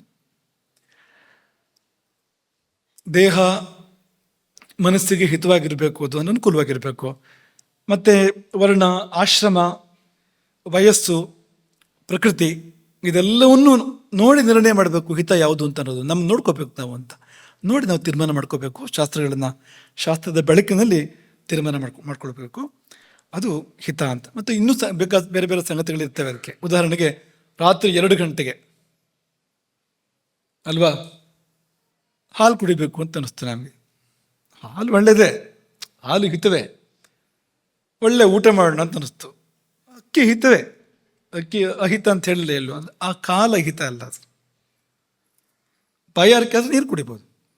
2 ಗಂಟೆಗೆ ಎಚ್ಚರ ಆದಾಗ, 3 ಗಂಟೆಗೆ ಎಚ್ಚರ ಆದರೆ, 2 ಗಂಟೆಗೆ ಎಚ್ಚರ ಆದರೆ, ಬಾಯಾರಿಕೆ ಆದರೆ ಹಾಗೆ ಅಲ್ಲ. ಕೆಲವರಿಗೆ ಎಚ್ಚರ ಆದ ಕೂಡ ನೀರು ಕುಡಿಯೋ ಅಭ್ಯಾಸ ಇರುತ್ತೆ, ಹಾಗಲ್ಲ. ಬಾಯಾರಿಕೆ ಆದರೆ ನೀರು ಕುಡಿಬೋದು, ಆದರೆ ಅಡುಗೆ ಮನೆಗೆ ಹೋಗಬಾರ್ದು. ಅದೇ ನೀರು ಕುಡಿಯೋಕ್ಕೆ ಹೋಗ್ಬೋದು ಅಡುಗೆ ಮನೆಗೆ, ಬೆಕ್ಕು ಬಂದಿದೆ ನೋಡೋಕೆ ಹೋಗ್ಬೋದು ಅಡುಗೆ ಮನೆಗೆ, ಆದರೆ ಮುಚ್ಚಿಟ್ಟಿದ್ದು ಯಾವುದಿದೆ ಅಂತ ನೋಡೋಕೆ ಹೋಗಬಾರ್ದು ಆ ಹೊತ್ತಿನಲ್ಲಿ. ಕೆಲವರಿಗೆ ಅದೊಂದು ಚಪಲ ಇರುತ್ತೆ, ಅಷ್ಟೊತ್ತಿಗೆ ಎದ್ಕೊಂಡು ಹೊಸ ಹೋಗ್ಬಿಡುತ್ತೆ ಅವ್ರಿಗೆ ಇದಕ್ಕಿದ್ದಾಗೆ. ಹೋಗಿ ಬಾರಿಸೋದು ಅವಾಗ 3 ಗಂಟೆ ಹೊತ್ತಿಗೆ 4 ಗಂಟೆ ಹೊತ್ತಿಗೆ. ಕಾಲದ ದೃಷ್ಟಿಯಿಂದ ಹಿತ ಅಲ್ಲ ಅದು ಅಂತ. ಇನ್ನು ಸರಿಯಾದ ಕಾಲವೇ, ಊಟ ಮಾಡೋ ಕಾಲವೇ, ಅದ್ರ ಜೀರ್ಣ ಆಗಿಲ್ಲ, ಮೊದಲೇ ಹಿಂದಿನ ಊಟ ಜೀರ್ಣ ಆಗಿಲ್ಲ, ಹಾಗೇ ಇದೆ ಇನ್ನು ಹೊಟ್ಟೆ ಇರೋದು, ಅದೇ ತೇಗ್ ಬರ್ತಾ ಇದೆ, ಹಿತ ಅಲ್ಲ. ಊಟ ಮಾಡಬೇಡ, ಬಿಟ್ಬಿಡು ಆ ಸಮಯದಲ್ಲಿ. ಇದೆಲ್ಲ ನೋಡ್ಕೋಬೇಕು ಅಂತ. ಕಾಲಕ್ಕೆ ಹಿತವಾ, ಜೀರ್ಣ ಆಗಿದೆಯಾ, ಜೀರ್ಣದ ದೃಷ್ಟಿಯಿಂದ ಹಿತವಾ, ಪ್ರಕೃತಿಗೆ ಹಿತವಾ, ಇದೆಲ್ಲವನ್ನು ನೋಡ್ಕೋಬೇಕು. ನಮಗೆ ಯಾವುದು ಹಿತವೋ ಅದು ಚಿಕ್ಕ ಮಗುವಿಗೆ ಹಿತ ಅಲ್ಲ, ಅದು ಕಿಚ್ಚಾಗ್ಬೋದು. ಅದು ನಮಗೆ ಕೂಡ ಔಷಧದ ಪ್ರಮಾಣ ಚಿಕ್ಕ ಮಕ್ಕಳಿಗೆ ಸಲ್ಲೋದಿಲ್ಲ ನೋಡಿ ಅಂತ. ರಾಮಭದ್ರಾಚಾರ್ಯರು ಒಂದು ಕಥೆಯನ್ನು ಉದಾಹರಣೆ ಕೊಡ್ತಾ ಇದ್ರು. ಒಂದು ಕುರುಡನ ಹೆಂಡತಿ, ಒಂದು ಮಗು, ಚಿಕ್ಕ ಮಗು, ಅದಕ್ಕೆ ಆ ಮಗು ಸತ್ತೋಯ್ತು. ಹೇಗೆ ಅಂದರೆ ಹಾಲು ಕುಡಿಸಿದ್ದು ಅದು ಗಂಟ್ಲಿಗೆ ಸಿಕ್ಕಿ, ತೆರೆ ಸಿಕ್ಕೋದು ಅಂತ ಹೇಳ್ತಾರಲ್ಲ, ಗಂಟ್ಲಿಗೆ ಸಿಕ್ಕಿ ಅದು ಅನ್ನನಾಳದಲ್ಲಿ ಹೋಗ್ಬೇಕಾಗಿರೋದು ಶ್ವಾಸನಾಳದಲ್ಲಿ ಹೋಗಿ ಮಗು ಸತ್ತೋಯ್ತು. ಹೆಂಡತಿ ಗಂಡನಿಗೆ ಹೇಳಿದ್ಲು ಮಗು ಸತ್ತೋಯ್ತು ಅಂತ. ಹೇಗೆ ಸತ್ತೋಯ್ತು ಅಂತ ಕೇಳಿದ ಗಂಡ, ಅದು ಹಾಲು ಕುಡಿಸುವಾಗ ತೆರೆ ಸಿಕ್ಕಿ ಗಂಟ್ಲಿಗೆ ಸಿಕ್ಕಿ ಸತ್ತೋಯ್ತು ಅಂತ. ಅವನಿಗದು ಕಲ್ಪನೆ, ಹಾಲು ಅಂದ್ರೆ ಏನು ಅಂತ ಕೇಳಿದ. ಅವಳಿಗೆ ಹೇಗೆ ಹೇಳಬೇಕು ಗೊತ್ತಾಗಲಿಲ್ಲ. ಹಾಲು ಅಂದರೆ ಬಿಳಿ ಅಂತ ಹೇಳಿದ್ಲು ಅವಳು. ತಂದು ಕುಡಿಸ್ಬೋದಾಗಿತ್ತು ಅವನಿಗೆ, ಅಥವಾ ಕೈಲಿ ಮುಟ್ಸ್ಬೋದಾಗಿತ್ತು, ಅದು ಬಿಟ್ಟು ಬಿಳಿ ಅಂತಂದು. ಹಾಲು ಹೇಗಿರುತ್ತೆ ಅಂದರೆ ಬಿಳಿ ಅಂತ ಉತ್ತರ ಬಂತಾರೆ. ಬಿಳಿ ಹೇಗಿರುತ್ತೆ ಅಂತ ಕೇಳಿದ ಅವನು, ಅದು ಕೊಕ್ರೆ ಥರ ಇರುತ್ತೆ ಅಂತ ಹೇಳಿದ್ಲು ಅವಳು. ನೋಡಿ, ಹಾಲು ಹೇಗಿರುತ್ತೆ ಅಂದರೆ ಬಿಳಿ ಅಂತ ಉತ್ತರ, ಬಿಳಿ ಹೇಗಿರುತ್ತೆ ಅಂದರೆ ಕೊಕ್ರೆ ಥರ ಅಂತ. ಕೊಕ್ರೆ ಹೇಗಿರುತ್ತೆ ಅಂತ ಕೇಳ್ದ ಅವನು. ಮತ್ತೆ ಅವಳಿಗೆ ಏನು ಹೇಳಬೇಕೋ ಗೊತ್ತಾಗಲಿಲ್ಲ. ಕೈನ ಹೀಗೆ ಮಾಡಿ ತೋರಿಸಿಲ್ಲ ಅಂತ ಅವಳು, ಕೊಕ್ರೆ ಹೀಗಿರುತ್ತೆ ಅಂತ. ಅವನು ಹೀಗೆ ಮುಟ್ಟಿ ನೋಡಿದವನು, ಇಂಥ ಹಾಲನ್ನು ಮಗುವಿನ ಗಂಟ್ಲಿಗೆ ಹಾಕಿದರೆ ಅದು ಸತ್ತೋಗದೆ ಇರುತ್ತೆ ಅದು ಅಂತ ಕೇಳಿದ್ನಂತ. ಹೀಗಿದೆ, ಇಷ್ಟು ಉದ್ದ ಇದೆ, ಚೂಪಿದೆ ಬೇರೆ, ಮತ್ತೆ ಇದನ್ನು ಮಗುವಿನ ಗಂಟ್ಲಿಗೆ ಹಾಕೋದಾ ಅಂತ. ಹಾಗೆ ಮಾತಿಗೆ ಹೇಳಿದ್ವ ನಿಮ್ಗೆ ಅದನ್ನು. ಮಗು ಅಂದರೆ ಬೇರೆ, ದೊಡ್ಡವರು ಅಂದರೆ ಬೇರೆ ಅನ್ನೋದಕ್ಕೆ ಆ ಕುರುಡನ ವ್ಯಾಖ್ಯಾನ. ಆ ಥರ ಹೋಗಬೇಡಿ, ಹಾಗಲ್ಲ ಅದು. ಹಾಗಾಗಿ ಹಿತಗಳು ಪ್ರಕೃತಿಗೆ ತಕ್ಕಂತೆ ಬೇರೆಯಾಗತ್ತೆ. ಆಯುರ್ವೇದ ರಸಾಯನ ವ್ಯಾಖ್ಯೆಯಲ್ಲಿ ಹಿತಂ ಅಂದರೆ ದೇಶಕಾಲ ದ್ಯುಚಿತಂ, ಆ ಊರಿಗೆ ಆ ಹೊತ್ತಿಗೆ ಎಲ್ಲ ಸರಿಯಾಗತ್ತಾ ನೋಡು ಅಂತ ಹೇಳ್ತಾರೆ ಅವರು. ಅದನ್ನ ಅಲ್ಲಿ ಇಲ್ಲಿ ಹಿತ ಪ್ರಿಯ ವಿವೇಚನೆ ಬೇಕು ನಮಗೆ. ಇವತ್ತು ಸಮಯ ಇಲ್ಲ ಅದಕ್ಕೆ ಹೇಳೋದಕ್ಕೆ. ಅದನ್ನ ಚರಕರು ಹೇಳ್ತಾರೆ, ಹಿತಮೇವ ಅನುರುದ್ಧಂತೆ ಪ್ರಪರೀಕ್ಷ್ಯ ಪರೀಕ್ಷಕಾ. ವಿಮರ್ಶಕರು ಏನು ಮಾಡ್ತಾರೆ ಅಂದರೆ ಹಿತವನ್ನೇ ಸ್ವೀಕಾರ ಮಾಡ್ತಾರೆ, ಪ್ರಪರೀಕ್ಷೆ, ಚೆನ್ನಾಗಿ ಪರೀಕ್ಷೆ ಮಾಡಿ ಯಾವುದು ಹಿತವೋ ಅದನ್ನೇ ಸ್ವೀಕಾರ ಮಾಡ್ತಾರೆ. ಲೌಕಿಕರು ರಜೋಗುಣದಿಂದ ಅವ್ರಿಗೆ ಮೋಹ ರಜೋಗುಣ ಮತ್ತು ಮೋಹ ಎರಡೂ ಬಂದ್ಬಿಟ್ಟಿದೆ. ಮೋಹ ಅಂದರೆ ತಮಗುಣ. ಈ ರಜಸ್ಸು ತಮಸ್ಸು ಬಂದು ಮುಸುಕಿದವರು ಪ್ರಿಯವನ್ನು ಆರಿಸ್ತಾರೆ, ಹಿತವನ್ನು ಆರಿಸದೆ ಪ್ರಿಯವನ್ನು ಆರಿಸ್ತಾರೆ. ನಮಗೆ ಯಾವುದು ಇಷ್ಟ ಆಗುತ್ತೋ ಅದು ಪ್ರಿಯ, ಯಾವುದು ಒಳ್ಳೆಯದೋ ಅದು ಹಿತ. ಯಾವುದು ಒಳ್ಳೆಯದೋ ಅದು ಹಿತ, ಯಾವುದು ಇಷ್ಟ ಆಗುತ್ತೋ ಅದು ಪ್ರಿಯ. ಗೆರೆ ಒಳ್ಳೇದಿದ್ದರೆ, ಅದೃಷ್ಟ ಗಟ್ಟಿ ಇದ್ದರೆ ಪ್ರಿಯವೇ ಹಿತ ಆಗ್ಬೋದು, ಹಿತವೇ ಪ್ರಿಯ ಆಗ್ಬೋದು. ಯಾವುದು ಒಳ್ಳೆಯದೋ ಅದೇ ಇಷ್ಟ ಆಗ್ಬೋದು. ಅದು ಕೆಲವು ಬಾರಿ ಹಾಗಾಗದೇ ಇರ್ಬೋದು, ಅಹಿತ ಪ್ರಿಯ ಆಗ್ಬೋದು. ಸಕ್ಕರೆ ಕಾಯಿಲೆ ಬಂದವನಿಗೆ ಜಿಲೇಬಿ ಇಷ್ಟ ಆದ ಹಾಗೆ ಹಾಗಾಗ್ಬೋದು, ಅದಾಗಬಾರ್ದು. ಹಾಗಾಗಿ ಸಾಧ್ಯ ಆದರೆ ಹಿತವನ್ನು ಇಷ್ಟಪಡಬೇಕು, ಹಾಗೆ ಮನಸ್ಸನ್ನು ತಿದ್ಕೋಬೇಕು. ಇಲ್ಲದೇ ಇದ್ದರೆ ಇಷ್ಟ ಆಗಲಿ ಬಿಡಲಿ, ಹಿತವನ್ನು ಸೇವಿಸಬೇಕು. ಇಷ್ಟ ಆದರೂ ಕೂಡ ಅದು ಹಿತ ಅಲ್ಲದೆ ಇದ್ದರೆ ಪ್ರಿಯವನ್ನು ಬಿಡಬೇಕು ಅಂತ ಎಂಬುದಾಗಿ ಚರಕರು ವಿವರಣೆ ಕೊಡ್ತಾರೆ. ಇನ್ನೊಂದು ಮಿತಾಹಾರ, ಎರಡನೇದು. ಹಿತವೇ ಆದರೂ ಕೂಡ ಅಳತೆ ನೋಡು, ಎಷ್ಟಾದ್ರೂ ತಿನ್ನಬೇಡ. ಕೆಲವರಿಗೆ ಊಟ ಮಾಡುವಾಗ ಎಷ್ಟು ಮಾಡಬೇಕು ಅಂತಲೇ ಗೊತ್ತಾಗೋದಿಲ್ಲ, ಮಾಡ್ತಾ ಹೋಗ್ಬಿಡ್ತಾರೆ ಊಟವನ್ನು. ಅದೇ ಹೇಳಿದ್ವಲ್ಲ, ಅದು ಇಲ್ಲೇ ಜಾಗ ಬಿಡ್ಬೇಕಂತೆ, ಹೊಟ್ಟೆಯಲ್ಲೇ ಜಾಗ ಬಿಡ್ಬೇಕಂತದ್ದು. ಹೊಟ್ಟೆ ತುಂಬಿ ಎದೆಗೆ ಬಂದು, ಎದೆ ತುಂಬಿ ಗಂಟ್ಲಿಗೆ ಬಂದು, ಗಂಟ್ಲು ತುಂಬಿ ಮೂಗಿಗೆ ಬಂದರೆ ಮೂಗಿನ ಮಟ್ಟ ಊಟ ಮಾಡಿದೆ ಅಂತಂದರೆ ಅದು ಇನ್ನೂ ಮೇಲೆ ಹೋಗ್ಬೋದು ಅಂತ. ಹಾಗಾಗತ್ತೆ ಅದು. ಹಾಗಾಗಿ ಮಿತಿ ಬೇಕು. ಅಳೆದು ನಿರ್ಣಯಿಸಿದ ಆಹಾರ, ಕಡಿಮೆ ಅಂತಲೂ ಅಲ್ಲ ಹೆಚ್ಚು ಅಂತಲೂ ಅಲ್ಲ. ಮಿತಿ ಅಂದರೆ ಕಡಿಮೆ ಊಟ ಮಾಡಬೇಕು ಅಂತ ಅರ್ಥ ಅಲ್ಲ. ಕಡಿಮೆ ಊಟ ಮಾಡಿದರೂ ಕೂಡ ದೋಷವೇ ಆಗುವಂಥದ್ದು. ವಾತ ಪ್ರಕೋಪ ಕಡಿಮೆ ಊಟ ಮಾಡಿದರೆ ಅದರಿಂದ ಅನೇಕ ರೋಗಗಳು ಬರ್ತವೆ, ಅನೇಕ ರೋಗಗಳು ಬರ್ತವೆ ಅದರಿಂದ. ಹಾಗಾಗಿ ಅವನಿಗೆ ಎಷ್ಟು ಬೇಕೋ ಅಷ್ಟು ಅಂತ ಒಂದು ತೂಕ, ಒಂದು ಅಳತೆ ಅಂತ. ಅದು ಕೂಡ ಹಾಗೆ, ಅವನು ಯಾರು ಅನ್ನೋದ್ರ ಮೇಲೆ ಮಿತ ಬೇರೆ ಆಗುತ್ತೆ ಅಂತ. ಮಗುವಾದರೆ ಪ್ರಮಾಣ ಬೇರೆ, ದೊಡ್ಡವರಾದ್ರೆ ಪ್ರಮಾಣ ಬೇರೆ. ಹೆಣ್ಣಾದರೆ ಪ್ರಮಾಣ ಬೇರೆ, ಗಂಡಾದರೆ ಪ್ರಮಾಣ ಬೇರೆ. ವಯಸ್ಸಾದ್ಮೇಲೆ ಪ್ರಮಾಣ ಬೇರೆ. ಒಂದು 70 ವರ್ಷ 80 ವರ್ಷ ಅಂದರೆ ಆಹಾರ ತಾನೇ ಕಡಿಮೆ ಆಗುತ್ತೆ. ಆ ಸಮಯದಲ್ಲಿ ಕಡಿಮೆ ಸಾಕು. ತುಂಬ ಕೆಲಸ ಮಾಡೋನಿಗೆ ಬೇಕಾಗೋ ಆಹಾರ ಬೇರೆ, ಗದ್ದೆ ಕೆಲಸ ತೋಟ ಕೆಲಸ ಮಾಡೋನ ಆಹಾರ ಬೇರೆ. ಅದೇ ಬೌದ್ಧಿಕವಾದ ಕಾರ್ಯಗಳನ್ನು ಮಾಡ್ತಾಯಿದ್ರೆ ಬೇಕಾದ ಆಹಾರವೇ ಬೇರೆ. ಅದಕ್ಕೆ ಈ ಎಷ್ಟು ಬೇಕು ಅನ್ನೋದು ಆ ಪ್ರಮಾಣ ಇದೆಯಲ್ಲ ಬೇರೆ ಬೇರೆ ಆಗುತ್ತೆ ಅಂತ. ತುಂಬ ಕೆಲಸ ಮಾಡೋನಿಗೆ ಆಹಾರವೂ ಹಾಗೆ ಬೇಕಾಗತ್ತೆ. ಅದಿಲ್ಲದೆ ಅಂದರೆ ಆಹಾರ ಕಡಿಮೆ ಸಾಕಾಗತ್ತೆ. ಮಿತವಾಗಿ ಸ್ವೀಕಾರ ಮಾಡುವಂಥದ್ದು, ಮಿತಿಯನ್ನು ದಾಟ್ತಾ ಇರುವಂಥದ್ದು. ಹಿತಾಶಿ ಸ್ಯಾತ್ ಮಿತಾಶಿ ಸ್ಯಾತ್ ಆಯುರ್ವೇದ ಹೇಳುವಂಥದ್ದು. ಜೀರ್ಣೆ ಹಿತಂ ಮಿತಂ ಚಾದ್ಯಾತ್ ಆಯುರ್ವೇದದ್ದೇ ಮಾತು. ಇದು ಕೂಡ ಆಹಾರ ಸಂಭವಂ ವಸ್ತು ರೋಗಾಶ್ಚ ಆಹಾರ ಸಂಭವ. ಈ ಶರೀರವು ಆಹಾರದಿಂದಲೇ ಬರುವಂಥದ್ದು, ರೋಗಗಳು ಆಹಾರದಿಂದಲೇ ಬರುವಂಥದ್ದು. ಶರೀರ ಬರುವಂಥದ್ದು ಹಿತಾಹಾರದಿಂದ, ರೋಗ ಬರುವಂಥದ್ದು ಅಹಿತಾಹಾರದಿಂದ, ಅಮಿತಾಹಾರದಿಂದ. ನಿತ್ಯಂ ಹಿತಾಹಾರ ವಿಹಾರ ಸೇವೆ, ಇದೆಲ್ಲ ಆಯುರ್ವೇದದ ಉಲ್ಲೇಖಗಳು. ಅದಿರಲಿ. ಮೂರನೇದು ತುಂಬ ಮುಖ್ಯವಾಗಿರುವಂಥದ್ದು ಮೇಧ್ಯ. ಕೇಳಿದ್ದೀರಾ ಈ ಶಬ್ದವನ್ನು? ಮೇಧ್ಯ ಶಬ್ದ ಕೇಳಿದ್ದೀರಾ? ಅಮೇಧ್ಯ ಶಬ್ದ ಕೇಳಿದ್ದೀರಾ? ಅಪವಿತ್ರ ಅಂತ ಅರ್ಥ ಅಮೇಧ್ಯ ಅಂದರೆ. ಮೇಧ್ಯ ಅಂದರೆ ಪವಿತ್ರ. ಮೇಧ ಅಂದರೆ ಯಜ್ಞ, ಅಶ್ವಮೇಧ ಅಂತ ಕೇಳೋದಿಲ್ವಾ? ಮೇಧ ಅಂದರೆ ಯಜ್ಞ, ಮೇಧ್ಯ ಅಂದರೆ ಯಜ್ಞಯೋಗ್ಯ, ಭಗವದರ್ಪಣೆ ಯೋಗ್ಯ, ಪವಿತ್ರ, ದೇವತಾ ಪ್ರೀತಿಕರ. ಇಂಥ ಆಹಾರ ಇದು ಒಳಗೆ ಹೋಗಿ ಪಾಪಗಳನ್ನು ಪರಿಹಾರ ಮಾಡುತ್ತೆ. ಇಂಥ ಆಹಾರ ಪ್ರಸಾದ ತಗೋತೀವಲ್ಲ ಭಕ್ತಿಯಿಂದ. ಭಕ್ತಿ ಯಾಕೆ ಪ್ರಸಾದ ತಗೊಳ್ಬೇಕಾದ್ರೆ ತಿನ್ನೋತ್ತಾನೆ ಅದು? ಭಕ್ತಿ ಯಾಕೆ ಅಂದರೆ ಅದು ಒಳಗೆ ಹೋಗಿ ಪವಿತ್ರವಾಗಿರೋದ್ರಿಂದ ಒಳಗಿರುವ ಅಪವಿತ್ರತೆಯನ್ನು ದೂರ ಮಾಡುತ್ತೆ. ಅದು ಒಳಗೆ ತೊಳೆಯಬೇಕಲ್ಲ, ಒಳಗೆ ಶುದ್ಧ ಮಾಡಬೇಕಲ್ಲ, ಸ್ನಾನ ಮಾಡಿದ್ರೆ ಆಗೋದಿಲ್ಲ ಅದು. ಆ ಕೆಲಸವನ್ನು ಮಾಡುತ್ತೆ ಅದು ಅಂತ. ಅಮೇಧ್ಯ ಅನ್ನುವಾಗ 4ರಲ್ಲಿ 1 ಹಾಳು ಮಾಡಬೇಕು. ಅದು ಅಮೇಧ್ಯ. ಅದು ಜಾಗೃತ್, ಸ್ವಪ್ನ, ಸುಷುಪ್ತಿ, ತುರೀಯ. ಒಂದು ಎಚ್ಚರನ ಹಾಳು ಮಾಡಬೇಕು ಅಂದರೆ ನಿದ್ದೆ ತೂಕಡಿಸೋ ಥರ ಮಾಡಬೇಕು. ಅದು ಅಂಥ ಆಹಾರಗಳಿದೆ. ಎಚ್ಚರವೇ ಸರಿ ಇರೋದಿಲ್ಲ ಅಂತ ತೂಕಡಿಕೆ ಬರುತ್ತೆ. ಅಥವಾ ಯಾವುದನ್ನು ಒಳ್ಳೆ ಕೆಲಸ ಮಾಡೋಕೆ ಹೊರಟ್ರೆ ಅವಶ್ಯ ಬರುತ್ತೆ. ಏಕಾಗ್ರತೆ ಹೊರಟ್ರೆ, ಸತ್ವಗುಣಕ್ಕೆ ಹೊರಟ್ರೆ ಕೂಡಲೇ ಬರುತ್ತೆ. ಅದು ಅಮೇಧ್ಯವೇ ಇದು ಅಂತ. ಹಾಗೆ ಸ್ವಪ್ನ ಬರದೇ ಇರೋ ಥರ ಮಾಡೋದು. ಕೆಲವರು ಸ್ವಪ್ನವೇ ಬಿಡೋದಿಲ್ಲ, ಅದೊಂದು ದೋಷವೇ. ಅಥವಾ ಒಳ್ಳೆ ಸ್ವಪ್ನ ಬೀಳದೇ ಇರೋ ಥರ ಮಾಡೋದು, ಕೆಟ್ಟ ಸ್ವಪ್ನ ಬೀಳೋ ಥರ ಮಾಡುವಂಥದ್ದು, ಅದು ಸ್ವಪ್ನಾವಸ್ಥೆಯನ್ನು ಹಾಳು ಮಾಡಿದಾಗೆ ಅಂತ. ಮೂರನೇದು ಗಾಢ ನಿದ್ರೆ ಬರದಂತೆ ಮಾಡುವಂಥ ಆಹಾರಗಳು ಅಮೇಧ್ಯ. ಅದು ಧ್ಯಾನ ಸ್ಥಿತಿಗೆ ವಿರುದ್ಧವಾಗಿ ಕೆಲಸ ಮಾಡುವಂಥದ್ದು, ಧ್ಯಾನ ಹಾಳಾಗುವಂತೆ ಮಾಡುವಂಥ ಆಹಾರಗಳು ಅಂತ. ತುಂಬ ರಾಜಸ ತಾಮಸ ಆಹಾರ ಸೇವನೆ ಮಾಡಿದರೆ ಅಂಥ ಒಂದು ಧ್ಯಾನ ಮಾಡೋಕ್ಕೆ ಸಾಧ್ಯ ಇಲ್ಲ. ಒಳಗೆ ರಜೋಗುಣ ತಮೋಗುಣಗಳ ಹೆಚ್ಚಳದಿಂದಾಗಿ ಧ್ಯಾನಕ್ಕೆ ಮನಸ್ಸು ಕೂರೋದೇ ಇಲ್ಲ. ರಜೋಗುಣ ಬಂದರೆ ಮನಸ್ಸಲ್ಲೆಲ್ಲ ಓಡಾಡ್ತಾ ಇರುತ್ತೆ, ಆ ಕಡೆ ಈ ಕಡೆ ಎಲ್ಲ. ಧ್ಯಾನಕ್ಕೆ ಕೂತ್ರೆ ತಮೋಗುಣ ಬಂದರೆ ನಿದ್ದೆ ಬರುತ್ತೆ, ಧ್ಯಾನ ಅಂತ ಆಗೋದಿಲ್ಲ. ಹಾಗಾಗಿ ಅಮೇಧ್ಯ ಅಂದರೆ ಇದಕ್ಕೆ ವಿರುದ್ಧವಾಗಿರುವಂಥದ್ದು. ಈ 4ಕ್ಕೂ ಪೂರಕವಾಗಿ ಕೆಲಸ ಮಾಡುವಂಥದ್ದು. ಎಚ್ಚರವಾಗಿದ್ದಾಗ ಎಚ್ಚರವಾಗಿ ಇರ್ತಾನೆ, ನಿದ್ದೆ ಮಾಡಿದಾಗ ಗಾಢ ನಿದ್ದೆಯನ್ನು ಮಾಡ್ತಾನೆ, ಒಳ್ಳೊಳ್ಳೆ ಸ್ವಪ್ನಗಳು ಬೀಳ್ತವೆ. ಧ್ಯಾನಕ್ಕೆ ಹೋಗ್ತಾನೆ, ಧ್ಯಾನ ಸ್ಥಿತಿಯಲ್ಲಿ ದೇವತಾ ದರ್ಶನಗಳನ್ನು, ಆತ್ಮದರ್ಶನವನ್ನು ಮಾಡ್ತಾನೆ. ಇದಕ್ಕೆ ವಿರುದ್ಧ ಕೆಲಸ ಮಾಡದೇ ಇರುವಂಥ ಆಹಾರ, ಇದಕ್ಕೆ ಪೂರಕವಾಗಿ ಕೆಲಸ ಮಾಡುವಂಥ ಆಹಾರವೇ ಮೇಧ್ಯ. ಈ ಮೇಧ್ಯ ಅದು ಅಗ್ನಿಯನ್ನು ಪ್ರಜ್ವಲನ ಮಾಡುತ್ತೆ, ಮಾತ್ರ ಅಲ್ಲ ಒಳಗಿನ ಎಲ್ಲ ದೇವತಾ ಶಕ್ತಿಗಳನ್ನ ಸಂಪ್ರೀತಿಗೊಳಿಸುತ್ತೆ, ಪರಮಾತ್ಮನನ್ನು ಸಂಪ್ರೀತಿಗೊಳಿಸುತ್ತೆ, ಅವರ ಸಾನ್ನಿಧ್ಯವನ್ನು ಹೆಚ್ಚಿಸುತ್ತೆ.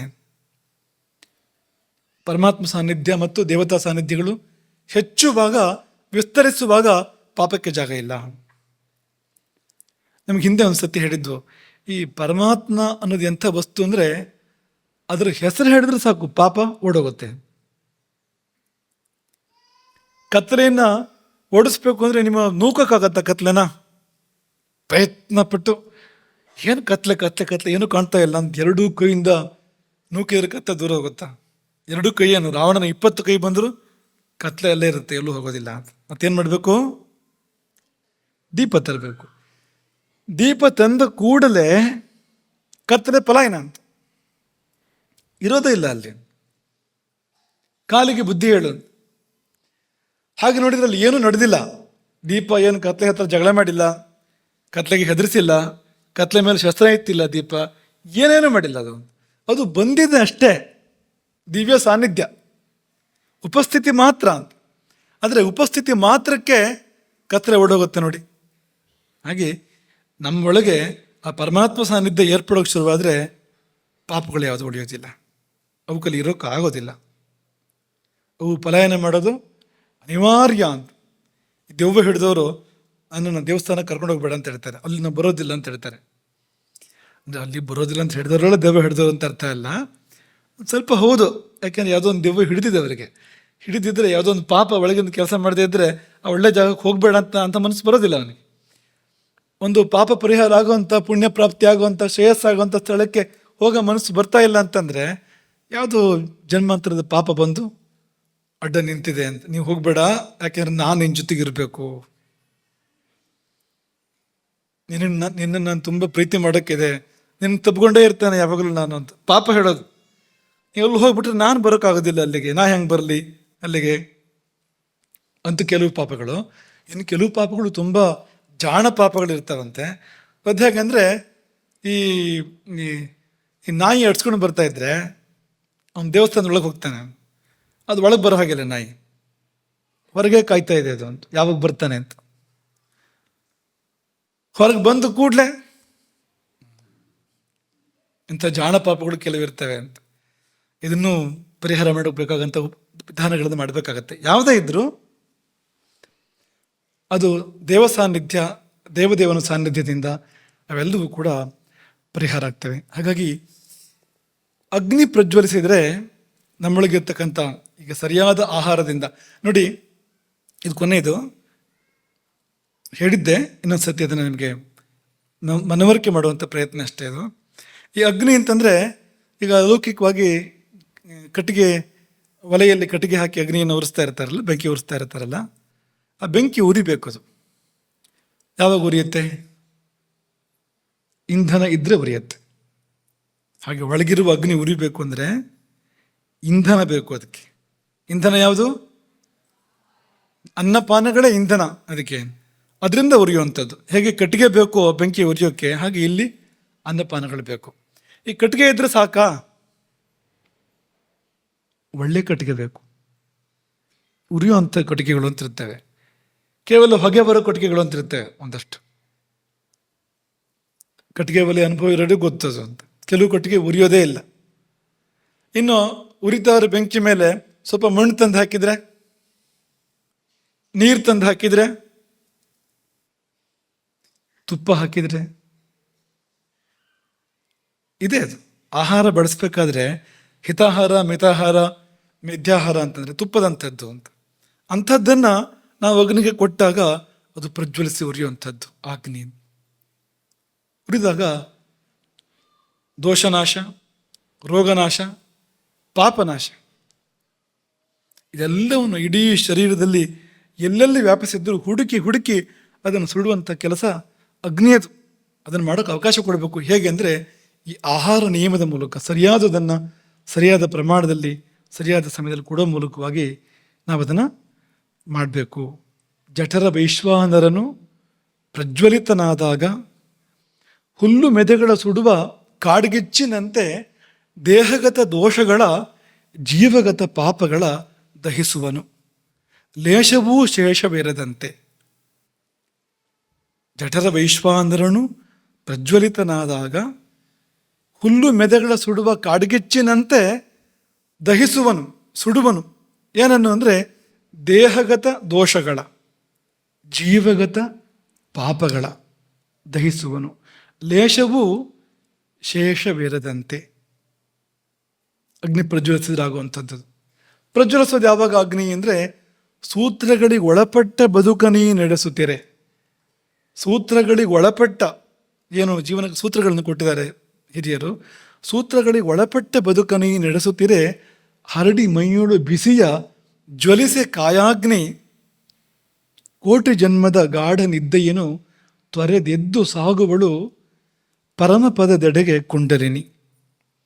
ಕುಂಡಲಿನಿ ಹೇಳ್ಬೇಕು ಅಂದರೆ ಬಿಸಿ ಬಿಸಿ ತಟ್ಟಿದ್ರೆ ಕುಂಡಲಿನಿ ಹೇಳೋದು ಅಲ್ವಾ. ನಾವು ಮಲ್ಕೊಂಡಿದ್ರೆ ಏನು ಮಾಡಿದ್ರೆ ಎಚ್ಚರ ಆಗ್ತದೆ ಅಂದರೆ ನೀರು ಹಾಕಿದರೆ ಎಚ್ಚರ ಆಗುತ್ತೆ ಕೆಲವರಿಗೆ. ಆದರೂ ಎಚ್ಚರ ಆಗದೆ ಇದ್ದರೆ ಆಗೇನು ಮಾಡಬೇಕು, ಬಿಸಿನೀರು ಹಾಕಬೇಕು, ಆವಾಗ ಎಚ್ಚರ ಆಗುತ್ತೆ. ಮಾಡಬೇಡಿ ಇದನ್ನೆಲ್ಲ, ಮಾಡೋಕ್ಕಿರೋದೆಲ್ಲ. ಎಲ್ಲರೂ ಊದಿನ ಕಡ್ಡಿ ತಾಗಿಬಿಟ್ರೆ ಹೊತ್ಕೊಂಡು ಉರಿತಾ ಇರೋವಂಥದ್ದು, ಅಥವಾ ಬೆಂಕಿ ಕೊಳ್ಳಿತ್ತಾಗಿದ್ರೆ ಬೇಡ ಅಂದರೂ ಎಚ್ಚರ ಆಗುತ್ತೆ, ಆಗ ಎದ್ದು ಹಾರು ಹಾಗಾಗತ್ತೆ ನೋಡಿ. ಹಾಗೆ ನಾವು ಸಾಧನೆ ಮಾಡುವಾಗ ಅಥವಾ ಯುಕ್ತವಾದ ಆಹಾರವನ್ನು ಸ್ವೀಕಾರ ಮಾಡುವಾಗ ಒಳಗೆ ಅಗ್ನಿ ಪ್ರಜ್ವಲಿತ ಆಯಿತು ಅಂದರೆ ಕುಂಡಲಿನಿಗೆ ಮತ್ತೆ ಮಲಗಿರೋಕ್ಕಾಗೋದಿಲ್ಲ. ಅವಳು ಹೇಳ್ತಾಳೆ, ಕೋಟಿ ಜನ್ಮದ ಗಾಢ ನಿದ್ದೆಯನ್ನು ತೊರೆದೆದ್ದು ಸಾಗುವಳು ಪರಮಪದದೆಡೆಗೆ ಕುಂಡಲಿನಿ. ಪರಮಪದದ ಕಡೆಗೆ ಆ ಕುಂಡಲಿನಿ ಸಾಗ್ತಾಳೆ. ಅಲ್ಲಿವರೆಗೂ ಕೂಡ ಅದರ ಲಾಭ ಇದೆ. ಅದಕ್ಕಿಂತ ಮೊದಲು ಈ ಅಗ್ನಿ ಎಲ್ಲ ದೋಷಗಳನ್ನು ಪರಿಹಾರ ಮಾಡಿ ನಮ್ಮನ್ನು ನಿರ್ದೋಷರನ್ನಾಗಿ ಮಾಡಿಬಿಡುತ್ತೆ, ಶುದ್ಧಾತ್ಮರನ್ನಾಗಿ ಮಾಡಿಬಿಡುತ್ತೆ. ವಿಷಯ ಸೂಚಿ ಕೊನೆಯದೇನು ಅಂದರೆ, ಎಲ್ಲವನ್ನೂ ನಾವು ಹಿತಮಿತ ಮೇಧ್ಯ ಅನ್ನುವಾಗ ಆ ಲೆಕ್ಕ ನೋಡಿಕೊಂಡೇ ಮಾಡಬೇಕು. ಗಡಿಬಿಡಿ ಮಾಡಿದರೆ ಈಗ ದೋಷ ಹೋಗೋದ್ರ ಬದಲು ದೇಹವೇ ಹೋಗ್ಬಿಡ್ಬೋದು ಅಂತ ಹಾಗಾಗಬಾರ್ದು. ನಾ ಏನೋ ಒಂದು ನಿಯಮ ಪಾಲನೆ ಮಾಡೋಕ್ಕೆ ಶುರು ಮಾಡಿದೆ ಅಂಥೇಳಿ ಅದರಿಂದ ದೇಹವೇ ಹೋಗುವಂತೆ ಆಗಬಾರ್ದು. ದೋಷ ಹೋಗಬೇಕು, ಅದು ದೋಷ ಹೋಗಬೇಕು, ದೇಹ ಉಳಿಬೇಕು. ಈ ಮಧ್ಯದಲ್ಲಿ ನಮ್ಮ ಜೀವನದ ಸೂತ್ರಗಳು, ಜೀವನಕ್ಕೆ ಹಾಕ್ಕೊಂಡಿರ್ತಕ್ಕಂಥ ನಿಯಮಗಳು ನಡಿಬೇಕು. ಇದೇ ಆಗಬೇಕಾಗಿರುವಂಥದ್ದು. ಹಾಗಾಗಿ ಇದು ಯೋಗದ ದೃಷ್ಟಿಯಿಂದ ಭೋಜನ. ನಿಮಗೆ ಅಗಸ್ತ್ಯರ ಕಥೆ ಒಂದನ್ನು ನೆನಪು ಮಾಡಬೇಕು. ಇವತ್ತು ಅದಕ್ಕೆ ಸಮಯ ಕಡಿಮೆ ಇದೆ. ಅಗಸ್ತ್ಯರು ಅವರು ಎಂಥ ಅಗ್ನಿ ಅಂದರೆ, ಅಗಸ್ತ್ಯರು ಊಟ ಆದಮೇಲೆ ನೆನಪು ಮಾಡಬೇಕಂತೆ. ಅಗಸ್ತ್ಯರನ್ನು ನೆನ್ಪಿಟ್ಕೊಳ್ಳಿ.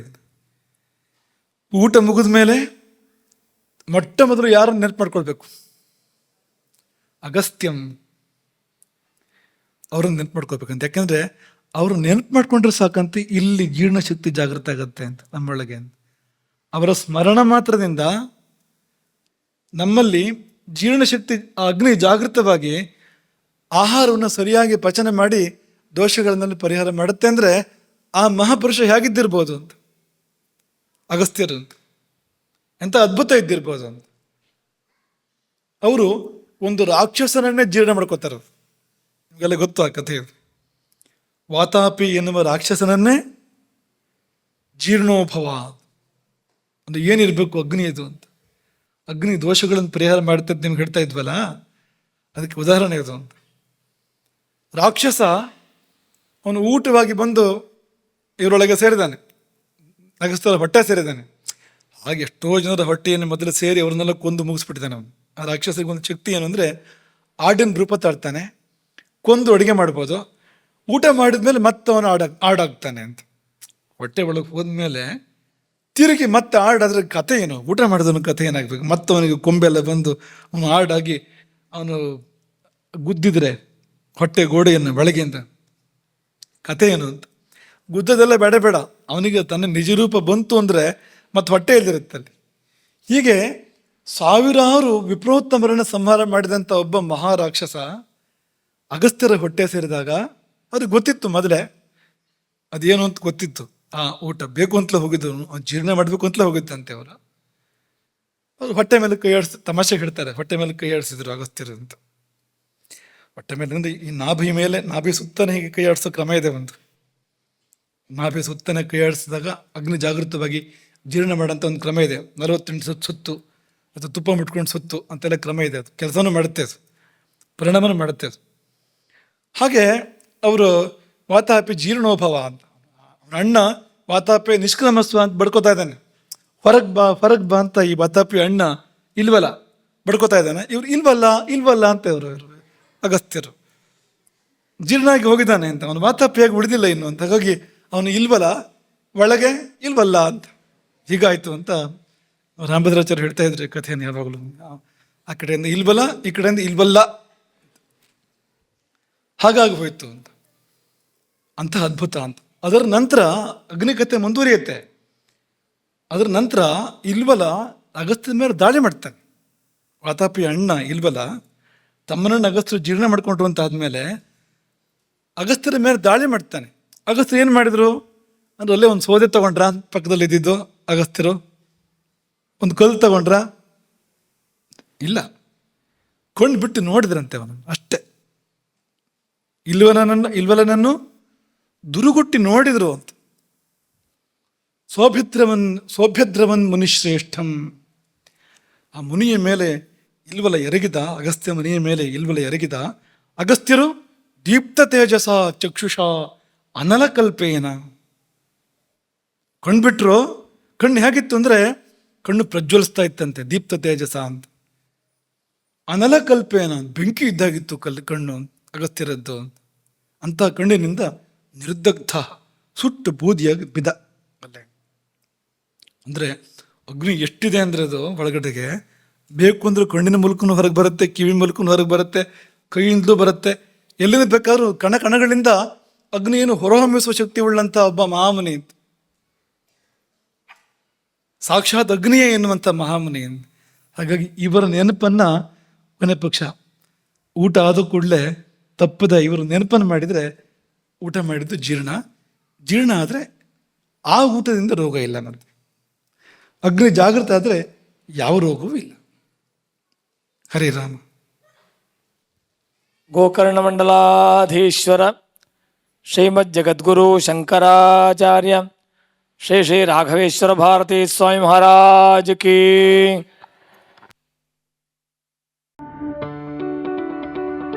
ಯಾವುದೇ ಸುದ್ದಿಯ ಅಪ್ಡೇಟ್ ಅನ್ನ ಮಿಸ್ ಮಾಡ್ಕೊಳ್ಬಾರ್ದು ಅಂದ್ರೆ ಈಗ್ಲೇ ಒನ್ ಇಂಡಿಯಾವನ್ನ ಸಬ್ಸ್ಕ್ರೈಬ್ ಮಾಡಿ. ನಿಮಗೆ ಬೇಕಾದ ಭಾಷೆಯಲ್ಲಿ ಎಲ್ಲಾ ಸುದ್ದಿ ತಿಳಿಬೇಕು ಅಂದ್ರೆ ಒನ್ ಇಂಡಿಯಾ ಆಪ್ ಅನ್ನ ಡೌನ್ಲೋಡ್ ಮಾಡ್ಕೊಳ್ಳಿ.